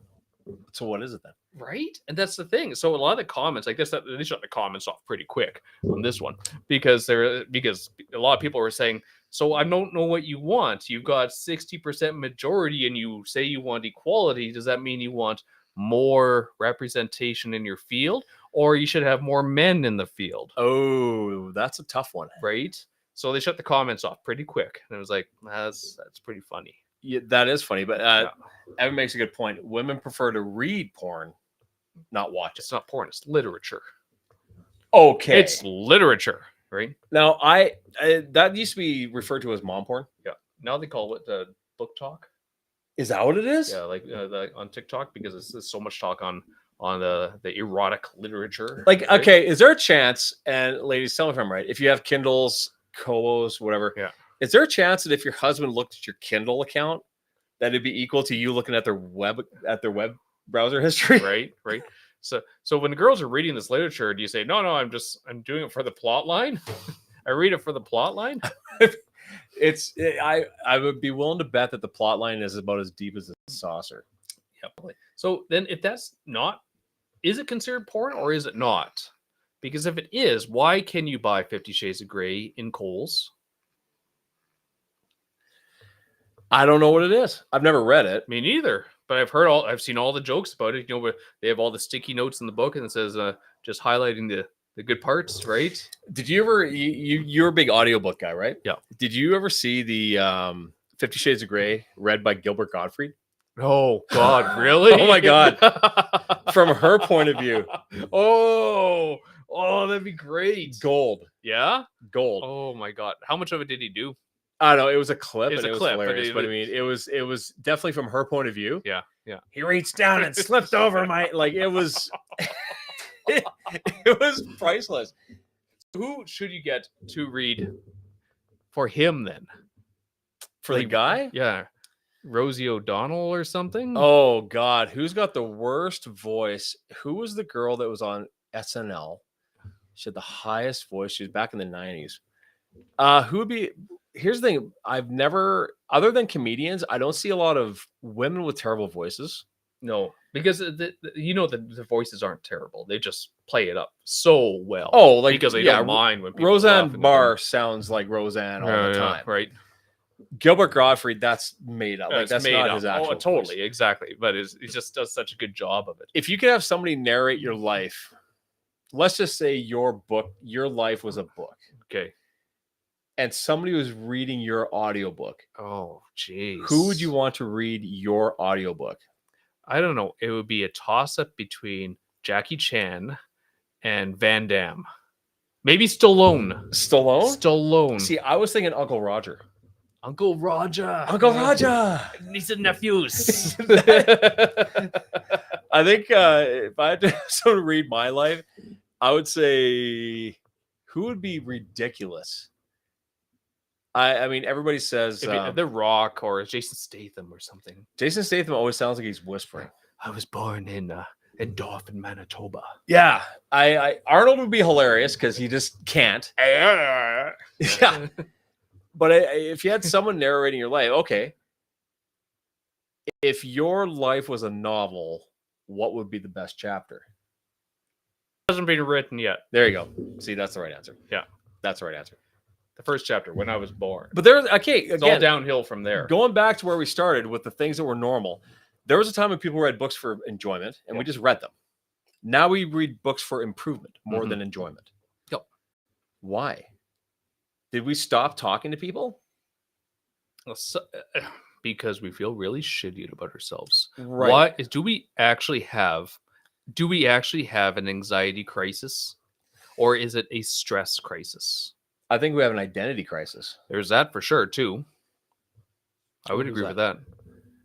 Christopher Walken or John Malkovich? Yeah, there we go. Oh my God. John Malkovich. Oh no, who was that guy? Bobcat Goldthwait. Bobcat Goldthwait, if he was going to narrate... there we go. I think I put up a meme a while ago where if someone was going to tell the story of 2025, it'd be Bobcat Goldthwait. That'd be great. That'd be good. Yeah. He's still going. I think he's still going. Yeah, he's still going. Oh. No, what? Oh, books. So we went from, I think it's an identity crisis. I think we forgot who we were. Like there was a time when if you saw a guy sitting on, let's just say you saw a guy with one of these in an ashtray, still smoking, a rocking chair on a porch, cutting an apple with a knife and eating the apple off that blade, and he's giving you advice, you would have listened to it. Absolutely. And somehow we forgot that there are people smarter than us because they're older than us. I believe that if chronologically you've been on this planet longer than me, you're probably smarter than me. Yeah. So there's a reason why self-help books are so popular. Okay. Because they are easier to write than fiction. Yes. Okay. They take a lot less work. People will buy them because they want to hear what your story is, because self-help is now just personal story and little anecdotes. Yes. Which I think has a ton of merit, because when you're gone, all of your knowledge is gone. So I do tell all my older clients, write your own memoirs or your book or something, because when you're gone, that's gone. Yeah. That's a big deal. But it's all just easy read now. It's simple. And there was a time you'd listen to the stories of the older people in your life. Yes. Right? You'd sit there and talk to grandpa, and you sit there and talk to grandma, and you'd hear about the days back in the day. Yeah. Like, I remember my grandfather used to tell me a story that he would be given one piece of paper to take to school. Yeah. Like it'd be like a book, but you didn't go to the next page. Right. You use your boot heel and you erased it. That's fair. Because they didn't have an eraser. Yeah. But the boot heel was rubber, so they could rub it off. So would you erase it? Yeah. Like the stories of them walking to this one room school Uphill both ways. Well, it was a chore. I mean, it was in the snow, or they were on a sled, a giant sled, with a coal furnace in it. They had a sleigh that would come, and they'd pick them up, and they'd go to the school, and they go to the school, and it would take time to warm up because the teacher got there about the same time, let everybody in, then she'd start the fire. Yeah. Start the coal. Yeah, you'd have the fire going, then eventually it warmed up, and you were there. By the time it warmed up, it was lunchtime, and then you had another couple hours, and you're walking back home through this stuff. And that wasn't long ago. Here's the thing. The last World War was 3 people ago. Yeah. I remember Joe Rogan said that. 3 people ago. Yeah. Like 3, you, your parents, your grandparents. Yeah. It wasn't far ago. And I saw another thing. They were talking about, we talk about nuclear apocalypse or apocalypse, end of the world, COVID 2025 or something, right? Yeah. Taking out the war. I think it's going to take us right back to the Stone Age. No, it'll take us to the 50s. I need to... No electricity in most of the places. Not a lot of running water in all the homes. Right. I got a question for you, because you bring COVID up a lot. Well, it was a unprecedented time. Why is it that I feel less affected by COVID than a lot of people, yet I lost my ability to work? There is definitely a lack of resiliency, right? Right. And a lot of people, at that point in time, it was a very good excuse to feel a certain way. Sure. And a lot of people like feeling a certain way because it becomes their identity. Right. But I mean, I lost my ability to do what I do for a living. And I hear people really, they still worked, complaining more than I ever did. I still have people coming in, and we'll talk about exercise, working out, staying healthy. And they'll go, I was on a really good streak. I'm like, okay, what happened? Well, COVID came around. It's 5 years ago. And I'll look at them and that was 5 years ago. Yeah. And they'll look at me and go, I guess I can't have that excuse anymore, can I? No, but we hang on to excuses. Yeah. It's very easy. We don't have we have a lot of good excuses, a million excuses, but very few reasons. Right. And I think there was a time too when no one cared about excuses. Yep. If you go back to the 50s, you had to have a reason. Yep. Not an excuse. Yep. And the 50s, I think the 50s would have been a great time to live. Yep. Well, in some ways. Depends who you are. Depends. It's always good if you're rich. No. So is 2025. 2025 is better if you're rich. Everything is. It's better. It is. Here's the thing. Money doesn't buy happiness, but it sure as hell eliminates a lot of stress. Was a Tosh.0 says, money doesn't buy happiness, but neither does poverty. You're right. You're right. And here's the thing. If life sucks, maybe you need to work a little harder. Yep. Maybe you need to do something different. Maybe you need to pivot. Like, here's the thing. I think I told you, and I'm launching another podcast. Yes. Which, again, from the feedback I've gotten from people, are like, that'll be great. Yep. I think that you and I should do this as a podcast, but the live stream is fun. But I mean, a podcast would be fun too. Yeah. This is good because everybody gets to chit chat. Because they can judge us. You can judge us live. You're not just gonna being judged. We like being judged, and here's the thing: the comments after it's over don't really matter. It's more of the hit us while we're here. People are scared of things. Sure. What are their biggest fears? What are people's biggest fears? Yeah.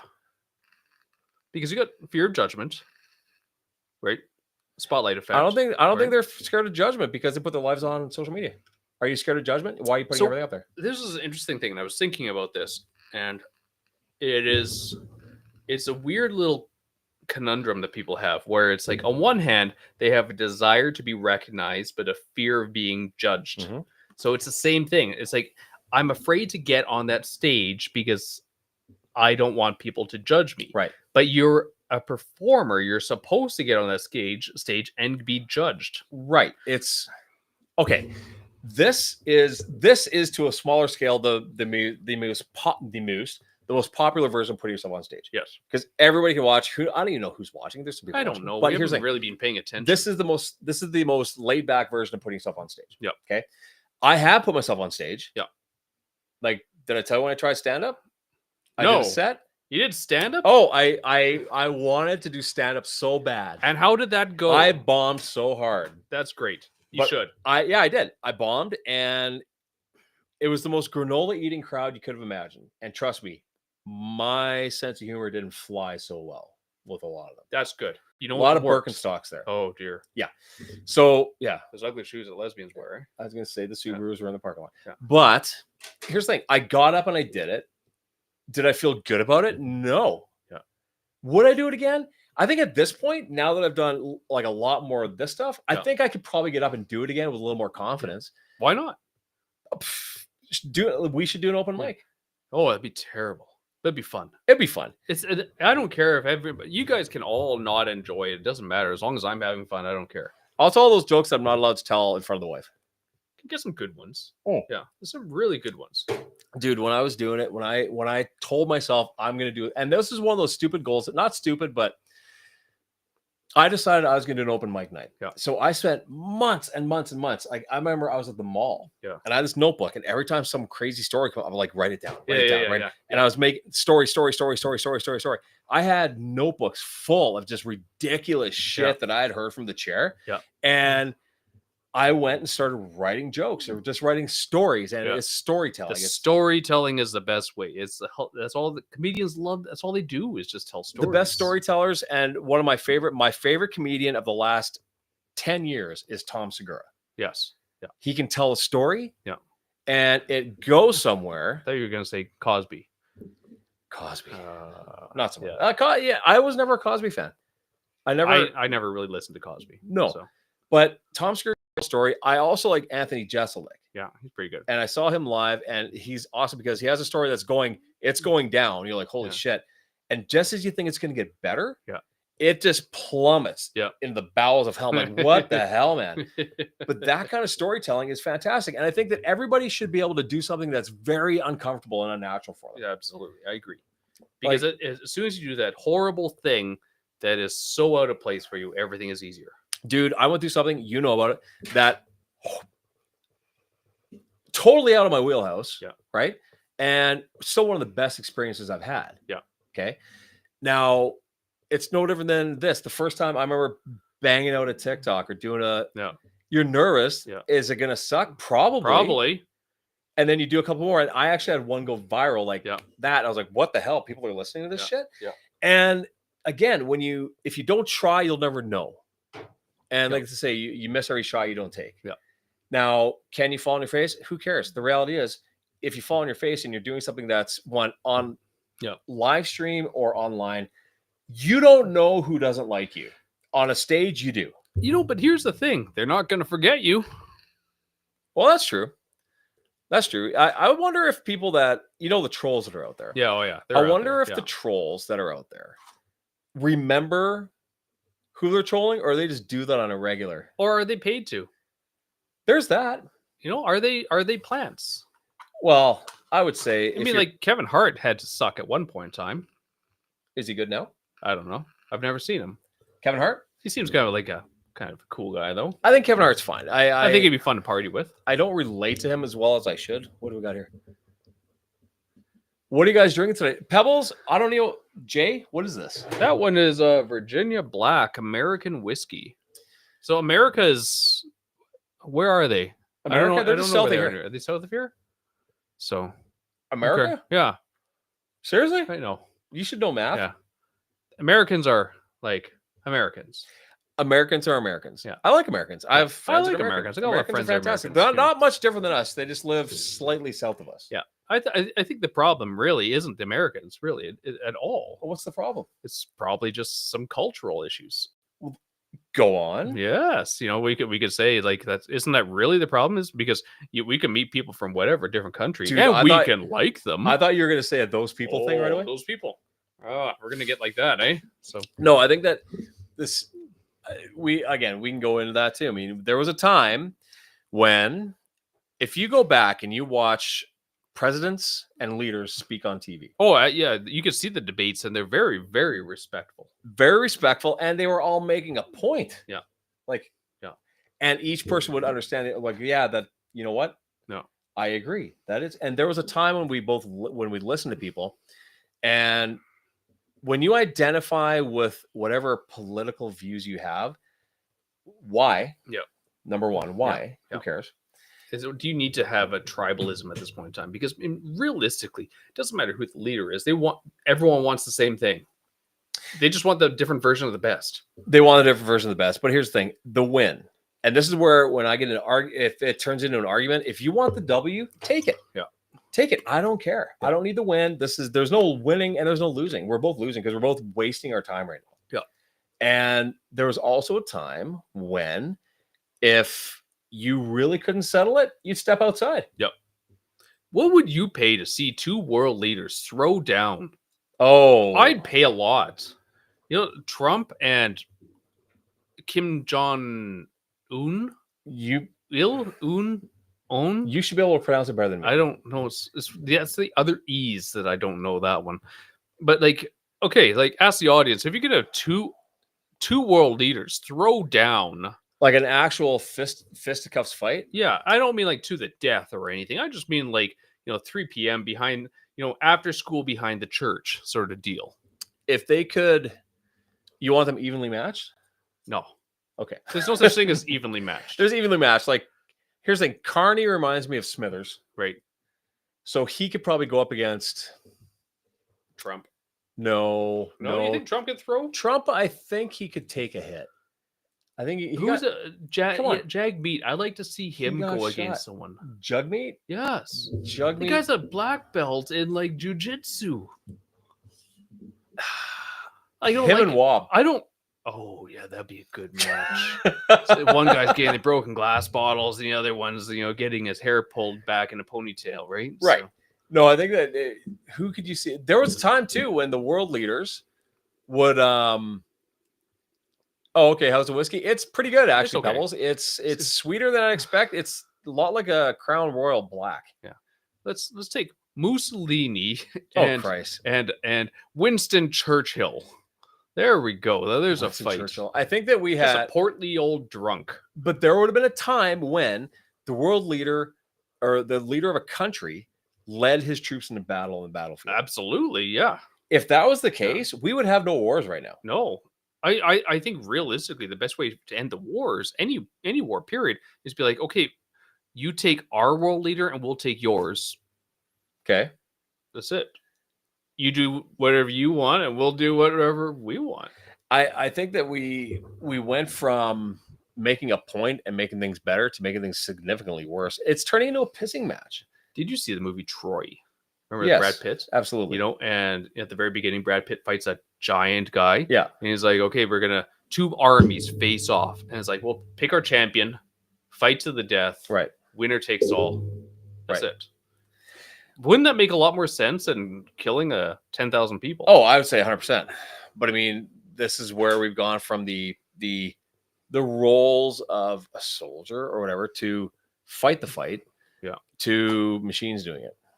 It's still the old thing of old men lie and young men die, right? True. Okay, let's turn this into something a little more positive. I think that there was a time when we didn't care if we got hurt. Yep. And if you got hurt, you didn't talk about it. Yep. And I'm not talking emotional scars. I'm talking about you fell off the back of the small truck. T traumas and things like that. Small T traumas. Yeah. Are there any small T traumas anymore? Not anymore. Not everything is a big deal. Like if you added up all the small T traumas that we had as kids, we would have been heavily medicated. I've had remember I had a client come in and they were talking about so much anxiety, so much anxiety. Sure.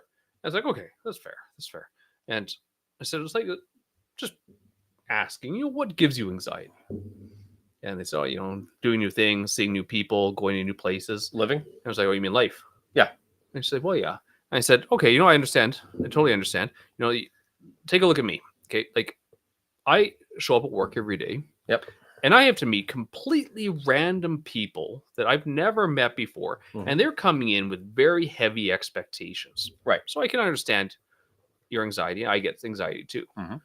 And she goes, oh, no, mine's worse than yours. Oh. I'm like, oh, so we're having a who's shittier contest. Are we? Who's got a shittier life contest? Like, here we go. Okay. And I was like, I don't know. I think my anxiety is pretty bad. Oh, no. I think my anxiety is a lot worse than yours. I'm like, no, I don't know. I think Not mine's a kinda badge to worse." wear with honor. Right? And this isn't a bragging contest, but I was like, I'm going to push us a little bit and see Sure. where I'm going to go. Right? And so it kind of went that way. And eventually I was like, you want to know the biggest secret? What's that? And she goes, sure. I'm like, nobody really cares. That's the big one. Nobody cares how miserable Yeah. you feel you are. And nobody's judging you. And she looks at me, she goes, what? What do you mean? All this anxiety about what that you think people are judging you Mhm. and are looking at you and staring at you. They're not.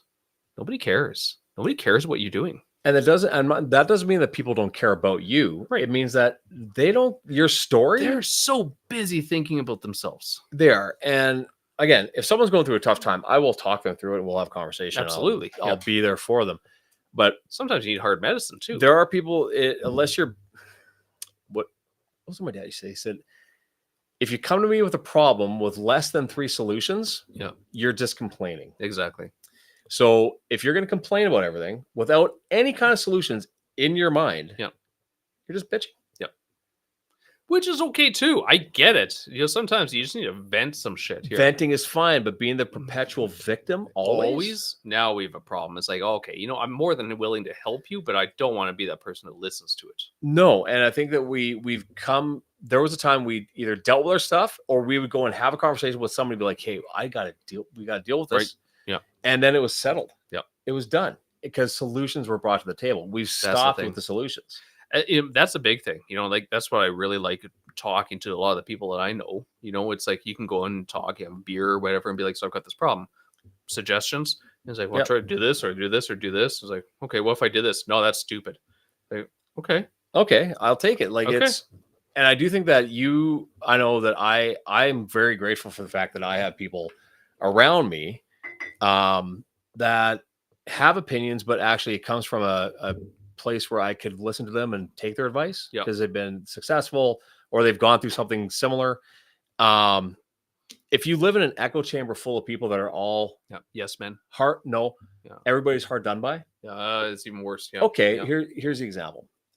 I know people that are single in their later years that are ladies. Yeah. Okay. I know guys. They identify as no, female. women and men. I know guys that are single. Yeah. Right. I know women that are single. Yeah.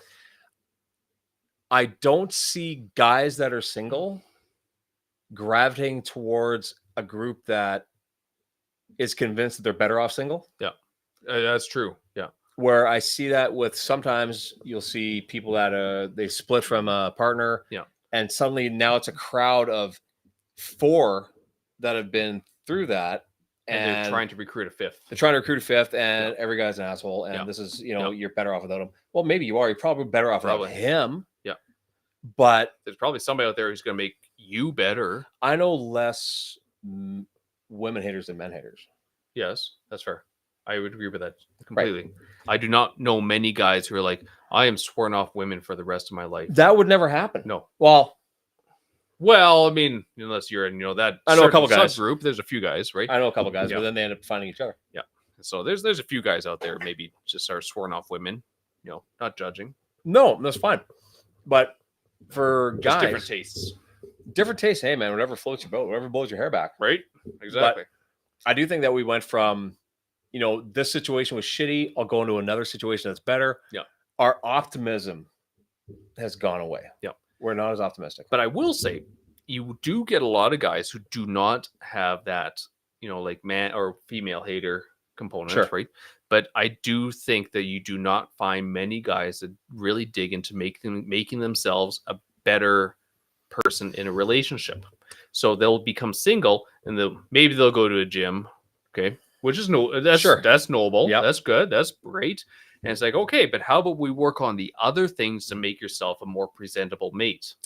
Well, you're right. A lot of guys will just kind of just go to the gym. Yeah. Because they look like shit when they were with their Exactly. ex. So it's like time maybe to if get you better. didn't look like shit when you were with your ex, you Yeah. wouldn't be an ex. If you cared then, you would be okay now. Right. Which I think is not a bad mantra. If you cared then, Yeah. things wouldn't be shitty now. Exactly. But women do tend to work on themselves a bit more. They do come out of it better. I do think a lot of women like to work on it, Mhm. but they don't do the work on it. Does that make sense? No. They get a lot of the the self-help books, and it becomes shelf-help books. Shelf-help books are there. Right? There's a lot of the podcasts and the empowerment, and you can do it, but they don't necessarily take the actionable steps to do it. Okay. Now that's not saying all women, right? But that is a trend I have noticed with a lot of people where it's like, I'm kind of afraid to do these things that I know that I need to do. Whereas the guys just quite simply, they don't, for some reason, they're so stubborn. They only want to do the physical components and they don't want to do anything else. Well, but here's the thing: putting things into action like a book. Okay, if a guy's reading a book, it's either a manual, or a manual. We're trying to learn how to do something or fix something. That's fair. Yeah. We look at books as manuals. Some guys like fiction. I don't. Yeah. So I look at every book I read as a manual. You just haven't found the right fiction. I'm not. If I want fiction, I'll watch a movie. There's some really good fictional books that would blow your mind. I'm sure they would, but my problem is I need to learn something. If I'm reading a book, I look at it as a study. Okay, so you got to go get the book Blood Meridian. That sounds very violent. It's Cormac McCarthy. I don't know who she is. You do. Why? It's because he did the book and the movie, The Road. And No Country for Old Men. No Country for Old. Both good movies. Yes. Yes. So you do know, see? I do know, but there's certain things that wouldn't translate well into a book. They started as books, and they are arguably better, but not better than the movie. Okay, right? Like the movies are fantastic, but they're an entirely different medium. Do you believe that a book is better than the movie? Sometimes. Okay. Name a movie that would make a really shitty book. I got one at the top of my head. Name a movie that would make a really shitty book. That would make a shitty book. Jaws. Yeah. Jaws would be a really bad book. Shitty. Yeah. But you can get the book. Yeah. That would be a disappointment. Yeah. Yeah. There's a Avatar. Avatar would not make a very good movie. No. A very good book. No. Because you'd immediately think that it's just like 500 years ago in the States. I mean, like if you it would be a Pocahontas story. It would be a Pocahontas story. I mean, the only reason Avatar is so amazing was because it was a new medium. It was because it's 3D. The story wasn't that good. No, that story's been told more than twice. Absolutely. So the second one is almost the same story, right? So there are people out there that, hello, oh, who's that? Tara. Hey, Tara. I think that when you have a when guys read, and there was a time when guys would just sit there and read a book and make themselves smarter somehow. Because guess what? The education system didn't give you much. Some of them can read. Some of them can read, but when you saw a library in a house, that was a thing. Yes. Did your parents have a library? We had lots of bookshelves. My parents had a library, had a big den and a study and books everywhere. Yeah. Tons of books. There was a time when you didn't buy them from IKEA. Yeah.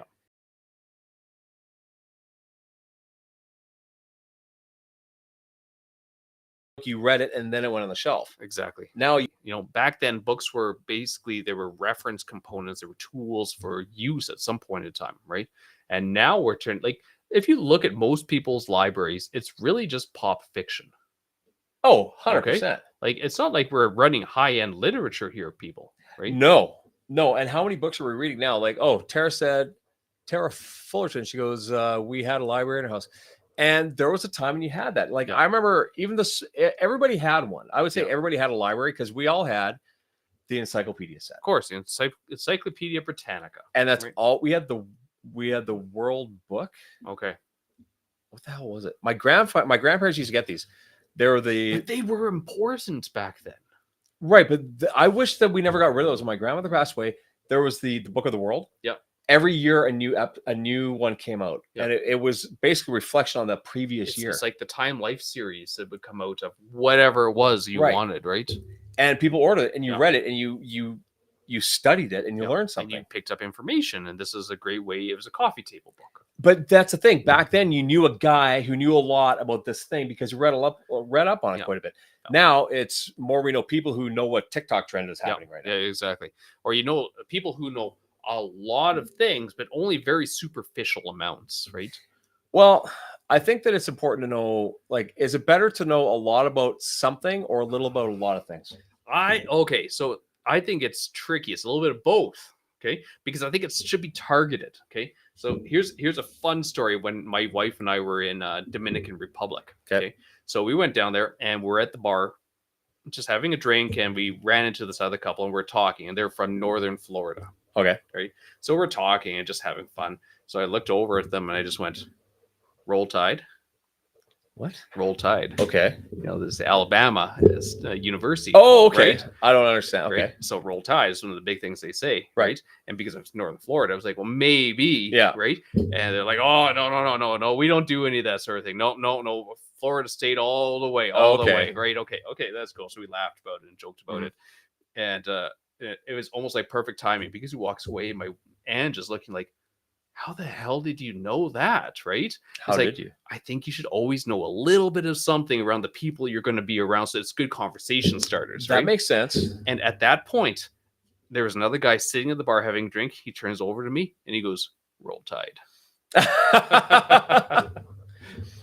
Where did that become? Tell me something. People are nuts about their teams. Yes. Right. Yeah, they are. Yeah. To the point where it will ruin their week. Ruin their marriages if their team loses. And there's no secret, I do not watch. We had a lot of family history books. That's cool that you had family history books. I wish. I've actually got a whole chronological, whatever you want to call it. Oh, okay, like genealogy. Dad had it made back in the 90s. Yeah. It's hard to get that. It's really hard to really go back. Dude, it's like typewriter. Yeah. Right? Yeah. I should really scan it and just put it in my computer. It's probably good to have a digital version in case it ever gets lost. But people spend a lot of time. Like they go overseas to old churches to pick up the old family records just to find a 22nd cousin 3 times removed from 1642. Are you related to anybody famous? I don't know. I'm sure you could find out. Probably. Like Yan. So, yeah. Jackie Chan maybe or something. Right? Can you imagine? Like his 8th cousin twice removed? Yeah. Not even the same part of China. Jets are winning tonight. Jays are winning today. I don't really watch golf. Hockey. I don't watch golf very much. I really wish that I'd watched a sport other than Power Slap. Yeah. Power Slap. The girl one where they slap on their butts? No, Power Slap. Like where it's across Concussion City. Yeah. And I love Power Slap. You couldn't pay me to do that as a job. Slap somebody? Oh, didn't know to take the slap. You just got to slap them 3 times and make sure they don't hit you back. Exactly. That's and eventually you're gonna come up to this guy who has no neck and no fucking head. He's just all shoulder, right? And it's like hitting a tree stump. You're going, oh no. But here's the thing with teams, and this is where I believe this changed. We're 20. What is it? World Series game. Oh, yeah, this is a big one now. So the Toronto Blue Jays. Yeah. Baseball. See, I need to watch that game. I hear it's popular. But there was a time when that's the one with the puck, right? Yeah. I was talking to a guy today, and he said he prefers to listen to baseball games over watching baseball games.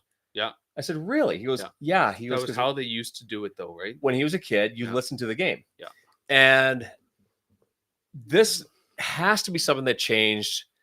It must have been from the 80s on, because it doesn't seem like it was a big thing before that. In the 70s, you wouldn't see people rocking jerseys of teams. It wasn't really a thing. You might have seen a Yankees hat here and there. Yeah. But people weren't defined by the team they cheered for. Usually it was like, Babe Ruth or something like They that. liked the player. They enjoyed the game. They'd watch a game when they could, or they'd listen to a game. Teams realized they could make a lot of money. Oh, for sure. But it's somehow the teams have become their own little cult. Yeah. And yes, people are wrapped up in their teams. And I get it. If you're a fan, I'm and they all pray to God that hope their team wins. Isn't it like spamming God? It's kind of like spamming God. I'm sure it is. I'm sure he's like, I'm going to make you guys lose. You realize there's a couple wars going on, but let's make sure the Jays win. Exactly.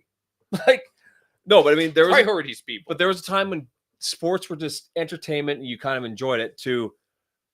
I mean, your identity is tied to a team that doesn't know you exist. Yeah. And again, being a fan is cool. Like, I'm excited because the Foo Fighters are coming to Regina. Yes. Exactly. I would go see them again. Probably one of the best shows I've ever seen. Yeah. I wouldn't get a Foo Fighters tattoo. No. Nor would I put that on my car.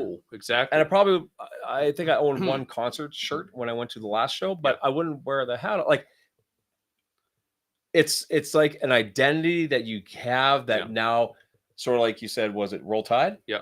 So like the Roll Tide guy would know another one. Absolutely. And now they have something in common. Exactly. So I wonder if it's the camaraderie. It's a great way to introduce yourself and meet a person. By the team you cheer for? Yes. Because now it's a commonality. You immediately have something that you can relate to.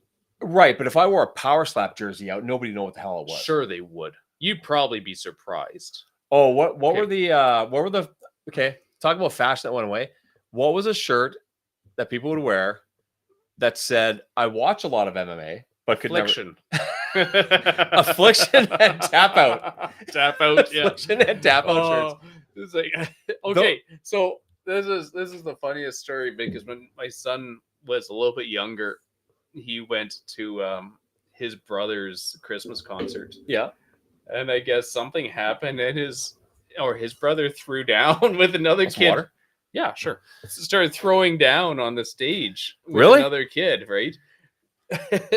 So he's telling us a story. So I was like, you know what you got to call him?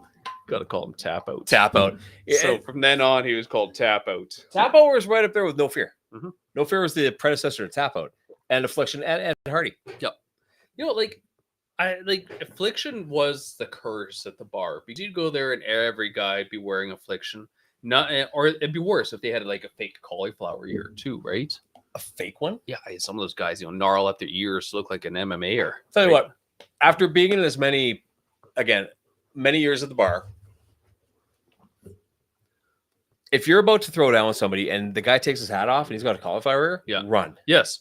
You don't stick around. You just don't do it. You're not fine. And you realize I think I said this last time. I didn't realize that my chip and pepper clothing, good old days. Yeah, Tara, what was another fashion thing that you wore when you were younger that like you wouldn't wear now or you wish would come back? Plaid. You know what? Is plaid ever going to go away? It's not going to come back the way it did. Like flannel? Yeah. Like it was big. And then it just sort of stopped.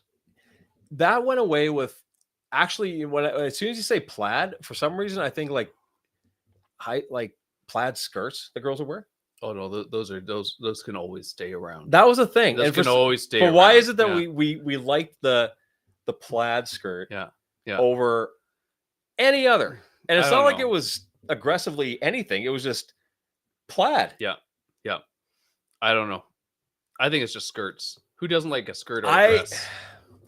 There's something that I appreciate about that. Yeah. Because I mean it's pretty. That's good. It's feminine. It screams, and it doesn't look like you went to the gym. You're actually out for the night. Yeah, you're not. It's not dirty or anything like that. It just looks good. Now the dresses I really don't like, honestly, is like those tube dresses. This just straight, really tight, and they're short. Right? Oh, I'll tell you what I miss. Here's the thing about summer. The what are those dresses?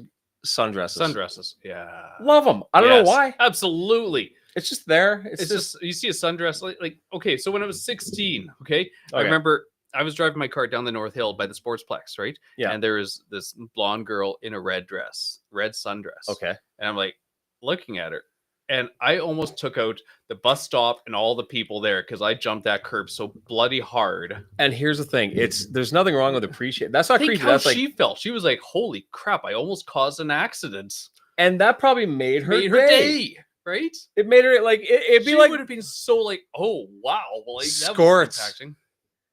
Okay, Tara, can you explain this to us since you're talking about skirts? Is a skirt that's a skirt that has shorts in it? Under it, yeah. Why would you wear that? Like, why not just wear a skirt? My girls wear them Why?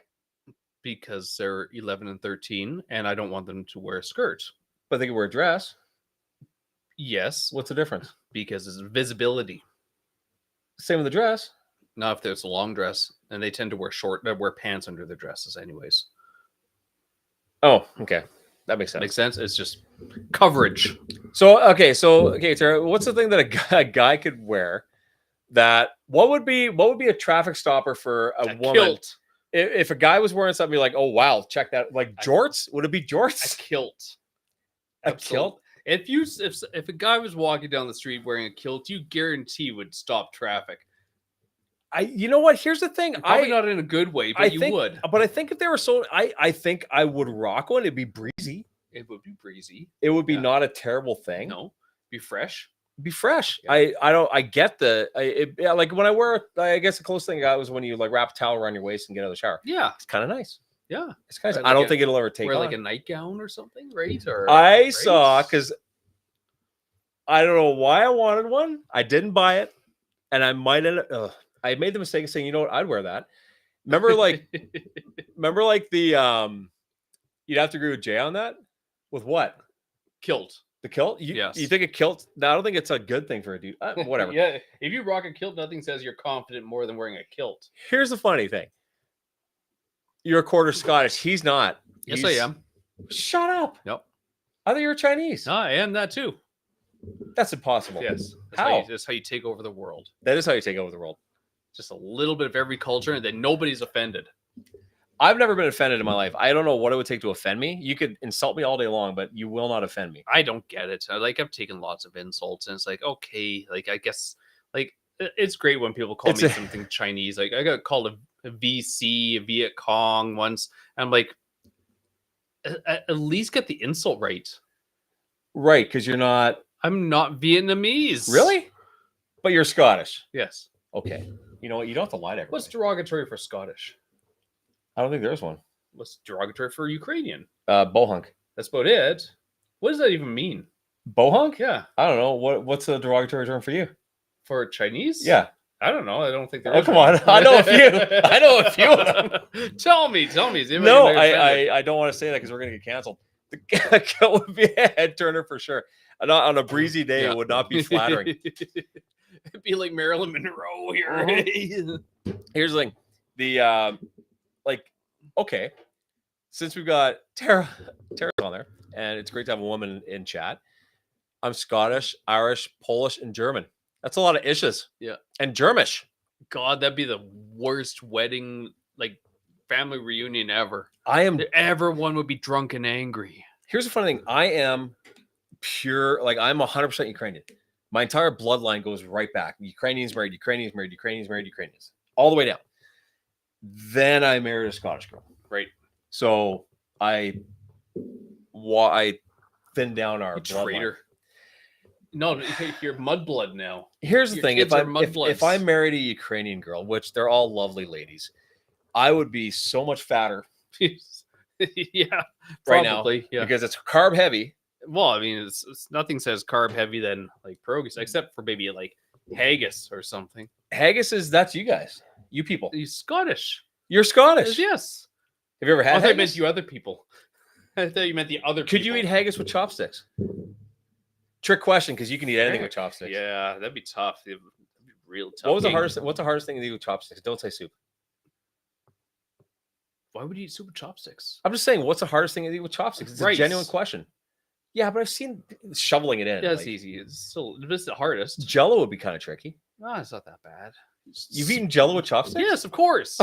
Oh, chicken McNuggets. Chicken McNuggets. I had a kid in the 90s. They had that. Chicken McNuggets with chopsticks? There was a taste of China or something. and they had all the chicken McNuggets came with chopsticks. I convinced a kid And once sweet that and sour Dino sauce. Nuggies were made out of dinosaur meat. Really? But yeah, Oh, I mean, I guess because there's a lot of dinosaurs. these are free chicken range, nuggets. The right? kid was 3. He doesn't know anything. No, he was must have like- been just the happiest little bugger ever. I was you like, know? it's pterodactyl meat. Really? Yeah. I'm like, yeah, Of course it is. cool. He's a big Jurassic Park fan. Ribs. Ribs aren't. that Ribs. bad. I They're would not like to bad. see. I would like to see. Oh, I Well, think it's we not need. like you nibble around it. You just toss it in your mouth. Here's the thing. You know what we should do if we're gonna do these in person, and please critique the hell out of us because the lighting, we have to get everything right. If we're gonna do this in person, we should do a hot sauce challenge Absolutely. and what could you eat with chopsticks challenge. Okay. Ribs would be a bitch. If No way. you think you could eat ribs with chopsticks? Oh, you just toss it in your mouth and you chew at it. So the Chinese have smaller ribs. They chop them up. Okay, we're gonna go fusion. We're gonna go American side American. ribs. Yeah. You have to get the bone out. Oh, okay. You can only use chopsticks. You know what? I know what would be harder. What? Wings. I bet you I could eat a chicken wing with chopsticks. Yeah. What do you think? Should we do wings, ribs, or super hot wings with chopsticks? Well, nobody wants to touch those things with their fingers. Hurts when you pee, I've just oh, right? I'll tell you a horror story of something Ooh. that shouldn't touch something. Everyone want to hear Everyone want to hear a story how I hurt myself? Can we see Jay do this? Like you can't see Jay? Oh, it's because you're in front of the chat. You can't see me at all. Oh my god. We've been talking for almost 2 hours. Oh, so the chat doesn't show up? No, it shows up on mine. I can see it on mine. Oh, here's the problem. We looked at the phone. I think she just wants to see me doing the food. It's like I was talking to myself for the last 2 hours. How come no one told me this? Oh, what the hell? You can see me there. Oh, because now you leaned into it. Oh my god, we've been talking for almost 2 hours, and you can only see me talking to the ghost of Jayon. Hey, that's perfect. Eh? Oh no, it's still pretty good.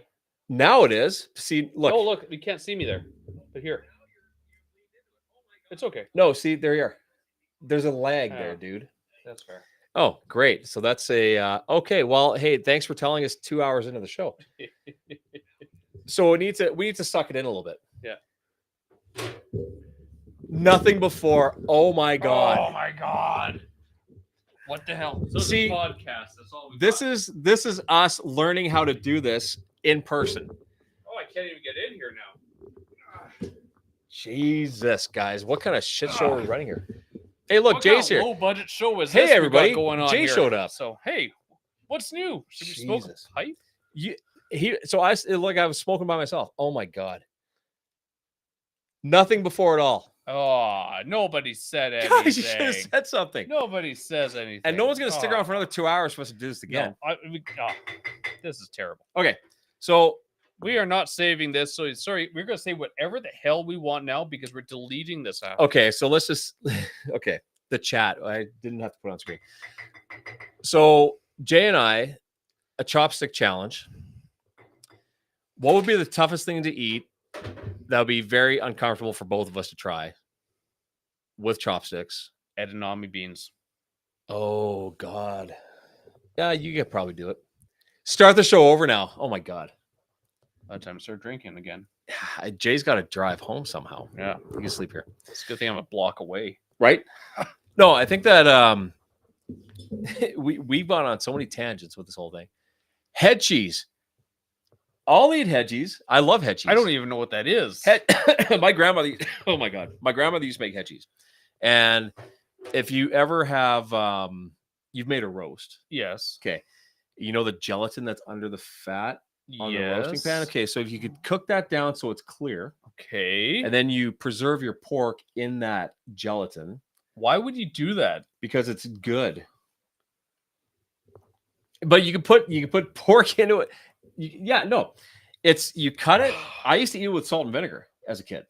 You put vinegar on it and eat it, and it was fantastic. And we'd eat. My grandmother would make the best head cheese, and I would eat a bucket of this stuff. Oh, that hurts me thinking about it. Okay, what's the weirdest Chinese food you've ever? The strangest thing that your folks have had? Because I'm talking. This is very much a Ukrainian. I guess bird's nest soup is kind of weird. Is there a bird nest in it? Yes. A literal bird nest? Yes. Why? Tastes good. That sticks. Yeah. It's kind of cooked in the soup, but then It's so they find birds' nests? it's delicacy. They have to climb a cliff to get to them. Shut the fuck. No, seriously, is there an actual bird nest in it? Serious. It's like kind of like, yeah. Is there a bird in it? No, these just So you're boiling sticks and eating it? yeah. This is the same nest that a bunch of birdies shit in. Yes, basically. So, Oh my god. Okay. birds. No. Here, hold on here. Birds. I don't think nest they make it that way soup. anymore. There's no way. Here we go. Is a delicacy for edible nests of swiftlet birds, which are constructed in solidified saliva. That's gross. It's prized for its gelatinous texture, nutritional value, and status. So it's probably a lot like head cheese. It's very savory. So, okay, off the head cheese and the bird's nests. I mean, what was the purpose of the chopstick? Wouldn't a fork be easier? Eat? Yeah, wouldn't a fork be easier? They didn't use forks then. You guys are far more technologically You know, advanced. when did than they anybody develop else. the forks? It didn't come around the forks. The forks weren't really used until like the 1800s. Were there people around before that? Not in Europe. Okay, but how did they eat before? Like, not everybody I had mean, like- chopsticks. The fingers. Well, I guess, yeah. Oh, so the chopstick does It's make an more sense than extension of burning your finger, hands. right? So Christ.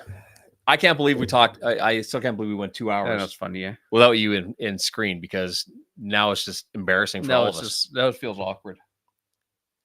When are you doing this live? You schedule it? Well, okay. We'll announce it, but give us the worst things we could possibly eat that neither one of us are allergic to. So, chat, what's the worst things here? Let's see. I can't eat fish. So we can't do that fermented fish. What are the worst possible things to eat with chopsticks? Oh, there are definitely some chopstick challenges out there. For example, slippery foods can be a real test. Think little cherry tomatoes that want to pop out of your grip, or a piece of tofu that's just a bit too slick.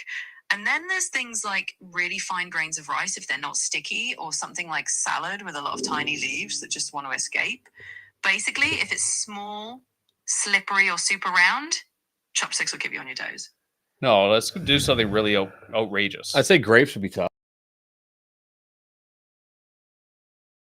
How about something really crazy?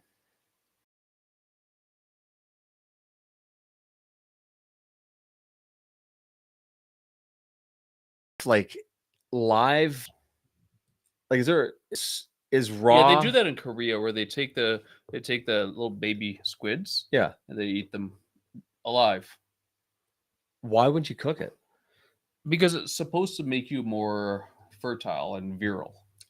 Oysters were a thing like that too. I remember back in the 80s, boiled eggs. Oh, that's not Eggs, actually bad. Yeah, I would it's say not bad. eggs Benedict would be very hard to Scrambled eggs. scrambled eggs. Eggs Benedict would be very hard to eat with chopsticks. Yes. 100%. But no, I think that we Custard. pudding. There you go. Yeah, Pudding would be tough. Would be tough. But again, okay, rewind back when we were classier individuals back in the day. There would have not been such a thing as a hot dog eating contest or any eating contest. I don't know if there was ever a time we were really classy, but they definitely had that before. They would have pie eating contests. No, but pie eating. Yeah, you're right. But I mean, there was a time when we didn't waste by having eating contests. No, it wasn't.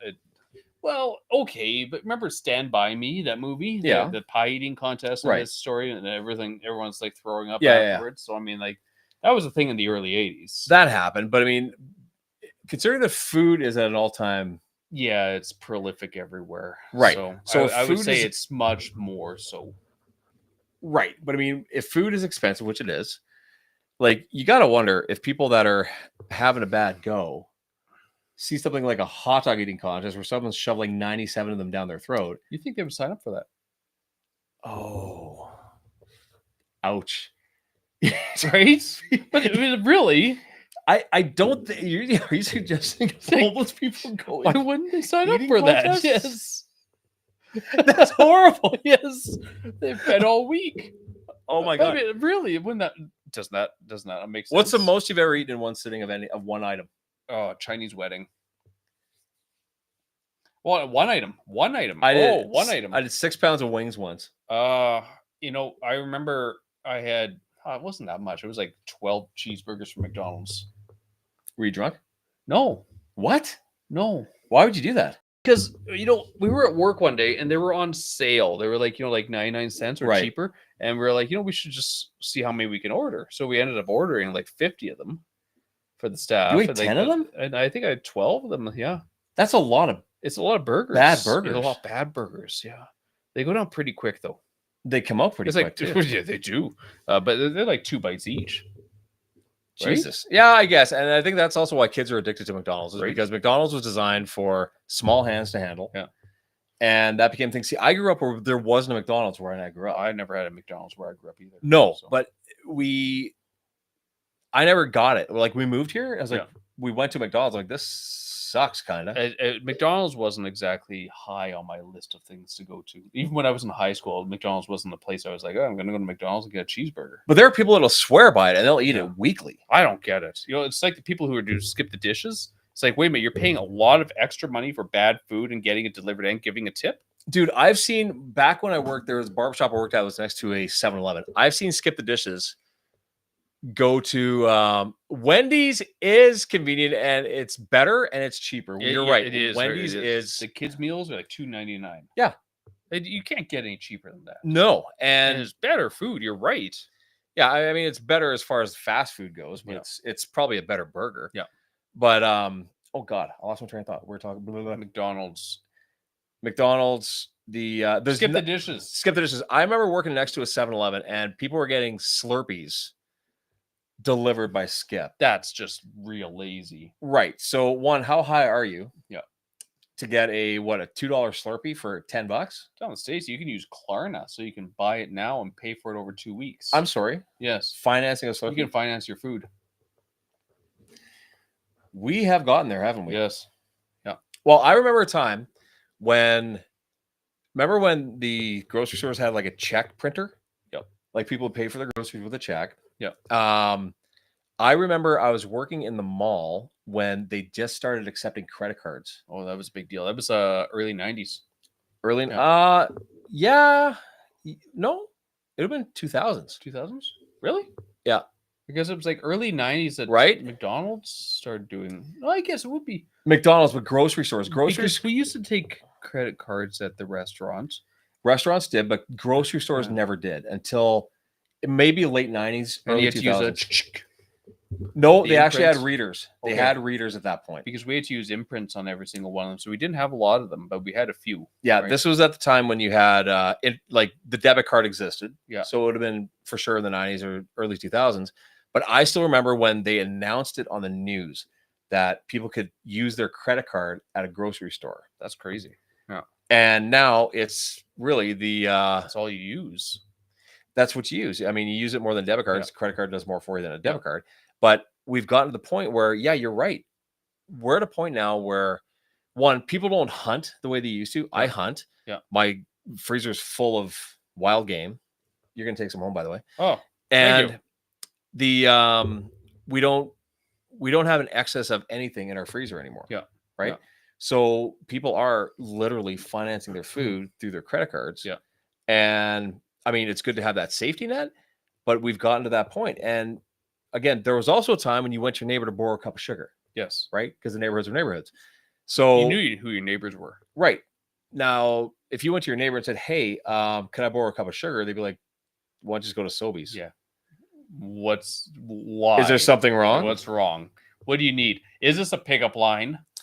I think that we've fallen in so many ways. We've wasted so many things, and we've decided that this was more important than that, and the things that we need we're ignoring to buy the things that we want. Like, I actually for a second thought about buying the Meta glasses. The what? Oh, those things. Really? Yeah, I thought about it. I'm like, hey, it'd be super cool to have the Meta glasses because Yeah. I had a client come in and he had them. I'm like, oh Yeah. my god, let me Yeah. try them, and they're pretty awesome. Are they really cool? Really? Super cool. What do they do? Your AI is right there. Like, And they're not expensive. no, the frame's like $500. Yeah. I So mean, that's what frames cost anyways. I know that's the problem, and Yeah. I could see myself doing that. But then again, are they looking at Because I have to work with. Can you read that, Jay? No, I'm too old. I know. Because I have to work with the public, and I have had run-ins with the public. I do grocery orders just so I can avoid people. Oh, that makes sense. The click and pick up is not a bad idea. Pizza Express is expensive now. How much is a pizza? Our communities have. You're right. Our communities have shattered. The Santa Claus parade only has 4 volunteers. Wow. Yeah, you can't get volunteers anymore. It's very difficult to get volunteers. Well, here's the thing. We have a lot. Here's the problem. Lots of people are working more than they've ever worked. Yeah. 9 to 5 doesn't exist for the vast majority of us. No. And that's affected a lot more than even volunteering. It affected family time. It affected everything. Yeah. And it's become the norm. Yeah. Well, here's something I was thinking about. You know, if you think back to like the silent generation, Right. okay, how many jobs did a household have? 1. Right. Now you look at the baby boomers. It's like 1.5, right? 1.5 maybe. Yeah. Mom would work part-time. Right. Yep. Now you look at our generation, Gen X. Oh. 2. Mhm. Right. So you look at millennials, 2.5. 2.5. So you're gonna have mom, dad working and the kid. And like kid, or you have a side gig, or you have a side hustle, or kid parents are doing real estate or whatever on the side, right? Yeah. And you look at Gen Zs, it's 3.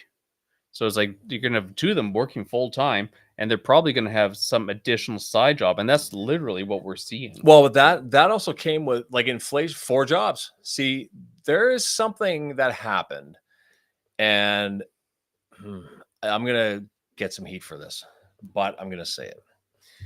When it would have been probably in the 70s, when really the solo parent, yeah, that's a tough one too. But I mean, when you have back when dad worked, mom stayed home. Yeah. And then suddenly mom went to work. Yeah. And then mom went working full time. Yeah. So what happened was you had, let's just say the average income back in the day was $10,000 a year. Sure. Okay. Yeah. Back in the 60s. Suddenly that income became doubled. So you went from 10,000 to $1,700 a year. Yeah. Okay. When that much money is in each household, suddenly inflation happens because, hey, people can afford to spend money. more money. Yeah. So as both parents went to work, everything got twice as expensive. Yes.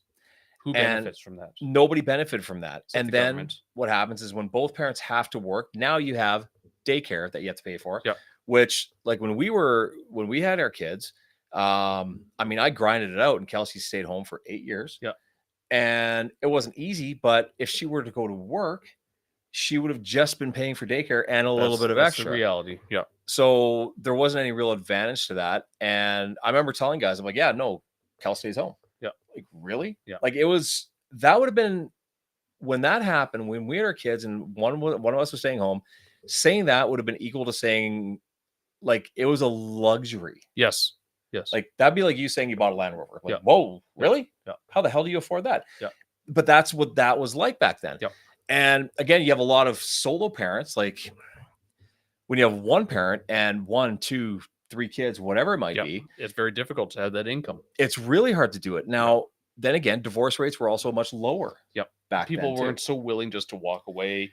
And there's also there was issues with that because like, well, I could walk away because I'm unhappy. I'm still going to get supported by my partner. Right. But then you have a partner that doesn't support you, and that's a problem. Yes. But I remember growing up, I didn't know anybody who was divorced. Right. I didn't have any friends that knew divorce. I didn't understand that until I moved here. Right.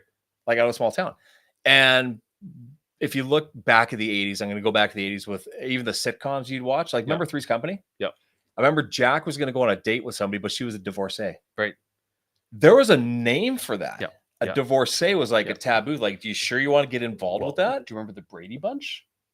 That's right. But Because- both parents didn't each partner die? No, it was implied that he was a widower, but it wasn't implied that she was a widow.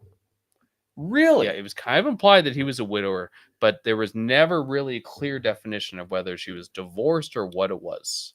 Because they wouldn't say it back They then. kept it vague, and even with him, it was like okay for him to be a widower, right? But Oh, you didn't know anybody divorced either? Yeah, yeah. It's something that really happened later on in life. Like, I want to say that it was because there's also more money around. And it was easier to get a divorce. And it was like, well, if you're going to get a divorce and you're still supported by that person, right? By your partner, male Right. or female, then it's like, well, I can leave. It's a lot easier. Is it though? Like, Well, I've never met anybody that's I've met people that were happier they after think they it is. divorced, They think it is. but life didn't get better No. after their divorce. You're still a shitty person if you're the cause. Oh, 100%. You know, like, I'm not saying that necessarily that's the case, but chances are, you know, there's two parts to every problem. There's three parts. There's three sides to every story. Right. His side, her side, and somewhere in the middle is the truth. Yeah. And I've seen different. Everybody's different, but any guy that I know that's split from his wife has been devastated by it. Yes. Crushed.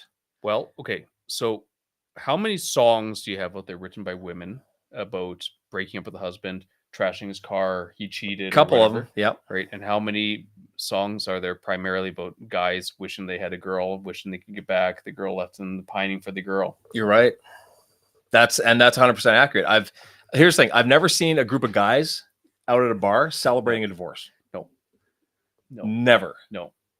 Now, depending on the situation, there could be some really bad dudes out there and really bad women out there. There I are get some it. really bad dudes out there. But when a marriage falls apart, sadly, it's more accepted than it ever was. And do I think that things can be fixed? I do. I believe that anything beyond, say, infidelity or abuse, Yep. I'd say there's a chance you can fix things. I mean, at one point in time, you like that person. Here's the thing. That person was your world for a minute, a year, 10 years, 20 years, whatever. Like, I've seen divorces at, people in their 50s and their 60s. I'm like, you guys have been together for 35 years. Yeah. Yeah. You're telling me it just fell apart now? Yeah. Yeah, exactly. I think this has been a slow burn for a long time. It's been a slow burn. Yeah. But it was not socially acceptable back then. No, it was not. Yeah, it was a lot harder to walk away. And now it's when you say, yeah, I've been married for 14 years. Like, really? Yeah. Yeah. Yeah. How is that weird? Is that how long you've been married? I think so. Yeah, you think so? I think so. It's been 13. I think it's been 13 years. We're at 18 now? 18? And the thing is, it's not and I do hear people say marriage is hard. No. So it's being alone. Being alone's pretty hard. That's kind of hard too, right? Because that gets old real quick. Yeah, it's kind of like all of a sudden you're like, no, it's another day of just doing shit with myself. Right. Like, but I think there are some people that love being by themselves. There are some people that are better off after they've split with whoever, and that's fine too. That's good because sometimes people just need to be alone. Right? Yeah, but then there's nothing wrong with that. But then again, there's also the ones that complain that they're alone. Then there's the ones who can't be alone ever, and it's like, oh, okay, you need to be alone for a little bit. What's this? Restorative justice is a means, but again, accountability and reflective engagement is required. And how to assess someone's capabilities. Some do, and it's wonderful. You know what? You're right. Some people are actually trying to figure themselves out. And accountability. I think that both sides need to be accountable, 100%. Like, there's no way that it falls apart because, well, it could fall apart because one person is just a dick. That happens. Sometimes people just go off their rockers too. That's true. Like, we've seen that before where people are just like, all of a sudden it's just like, and I mean, we've had that where it's like, you think everything is perfect. And it's just like, no, they actually hated each other for years. You know what? I know people who have hated each other for years and they stayed together for the kids. And then when the kids were old enough to move out, they finally split off. Yeah. Yeah. Which I don't know if that's healthy or not, but I mean, you know what? Would you stay together for your kids? Yes, of course. Yeah. Of course. Or just stay together. Or just stay together. But I mean, make it work. Yeah, or just stay together. But there are people that, right? So, well, the kids aren't a good excuse to stay together. Well, kind of. You kind of are a good reason. Yeah, you kind of show them that you can fix things. Yeah, it's not a bad thing. Statistically, it says two-parent households tend to be better performing for children. Right? Sometimes you're probably right, and I think that and again, I'm not poo-pooing on anybody, and I hate to see any relationship break up. I hate seeing that because it's arranged marriages. Yeah. I have a friend. Oh, me too. People who are ready for authentic, active listening. I'll tell you what, if there's one thing that's ever going to screw up a marriage, it's going to be communication. Yep. 100%. Yep. And just, again, not listening. And and it's not just not listening, it's not bringing shit up when you need to. But it's difficult a lot of times because there are people have different emotional triggers, and some people just really are difficult to even communicate with. Well, and sometimes you don't find that out until you know a person later on, and it's like, oh, this is hard. So either I have a communication problem, or you have a listening problem, or both, right? Or you let resentment take over, and suddenly you're just sitting there ignoring each other at home. Well, that happens probably more often than anything else. I was listening to a podcast, and they said, most marriages, even if they're going through hard times, are pretty salvageable. You can make them work until you start getting to the point of one person having contempt for the other one. I remember I was listening to another podcast, and it was probably one of the best lines I've heard that had to do with relationships, marriage, any kind of relationship with any human being. And he said, before you decide you're going to engage in some argument with your wife. Yeah. Now, remember this. One, is she going to be your wife after you're done this conversation? Probably. Yeah. Okay. Then rewind to back when you were dating. Would you dare say what you're about to say to her if you were dating? That's fair. Yeah. No, you wouldn't. Yeah. So why is it that we suddenly become ignorant pricks after we're comfortable? Yeah. And I think if you stop yourself and say, would I dare speak this way to my wife if we were dating? Yep. Yep. That'll put the brakes on real quick. On the other hand, there are times when you're in a relationship and those are the topics, you dance around them so long and there's so much emotional baggage or issues around it that it's really hard to bring it up, and there's no way this is going to go good no matter what. Well, and again, let's go back to societal norms versus where we are now. There was a time when if you came home and your wife was pissed off, she'd be sitting at the kitchen table and we're going to have a conversation about this. Yeah. Yeah. Shit was dealt with. Yeah. And then it was done. Yep. If you don't close off one argument, it lingers to the next. Well, there's the whole philosophy of you never go to sleep angry, right? I go to bed hangry sometimes. Right. But then there's also the belief that sometimes you need to calm down before you can have a discussion. And that's not going to happen tonight. So, exactly. But then again, you revisit it. Say, okay, we're going to talk about this tomorrow. Yep. Why? Because we shouldn't talk about it tonight. Yep. But be able to be straightforward with that. And again, when did we lose our, I don't know what you call it, our guts or whatever, to just say, hey, we have an issue. We need to talk about it. It's not going to happen right now because we're both pissed off right now. Yeah. So let's take a minute. I think a lot of it is you're just dealing with learned behaviors, whether you want to call it generational traumas or whatever, that have compounded over the years without being addressed for a long period of time. But here's the thing. If your dad was an asshole, it doesn't mean you're going to be one. No, but I'm just saying. I mean, yeah, lots of times I think people can learn what they don't want to be like by seeing what they live through. Yep. I mean, there's that whole story of, the two brothers, silent treatment. You get the two brothers, the one grew up to be successful and the one grew up to be an alcoholic. And when they asked, why did you become successful? Well, it's because my father was an alcoholic. And they asked the alcoholic, why did you become an alcoholic? Because my father was an alcoholic. Choices. Right. It's like, well, someone decided I'm not going to be like that, and someone thought this is the only way I can be. And it's like, when I was young, I thought, this whole Darth Vader thing was like, come on, this is ridiculous. And then I got into the workforce and I saw people, and I'm like, oh, now it makes sense. This makes sense. Sometimes people just can't. They just go wrong. That people fall off the rails, and right, like Tara said, she goes, or give and get the silent treatment. I'll tell you what. If there was the biggest mistake I believe I've ever made was silent treatment. Right. It doesn't work. There's no win there. The stonewalling. Yeah.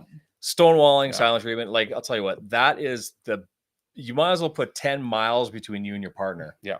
If that's what you're doing. And when you do that, again, no one's winning. You're both avoiding. So it's a cowardly thing to do, actually. Yep. Because you just don't want to deal with it. That is true. But also there is a certain point of sometimes you just need to collect your thoughts and actually find a way to actually say it. That doesn't take 2 weeks. No, that doesn't take 2 weeks. Right. And sometimes if your fight happened on Monday, you're going to be silent till Friday. Then you get through the weekend, and now Yeah. you're back to Monday again. Yeah. And you're going to talk about it next weekend. Yep. There's your 2 weeks. Yeah.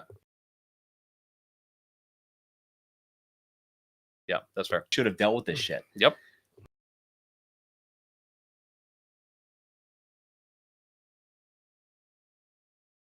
Oh my god. Okay, guys. Here's the thing. Cut it We short. we had 2 hours with Jay In 20 that's- minutes That's in a frame. technical difficulty that we're going to correct one of these days. And yeah, we kind of went off the rails, but we got to smoke some pipes. We got to drink some whiskey. We got to sell a couple things that used to Actually, be. the setup is not bad here like this. This works as long as we realize that you should be in the frame. It's pretty easy to disappear next this time here. Right? It is.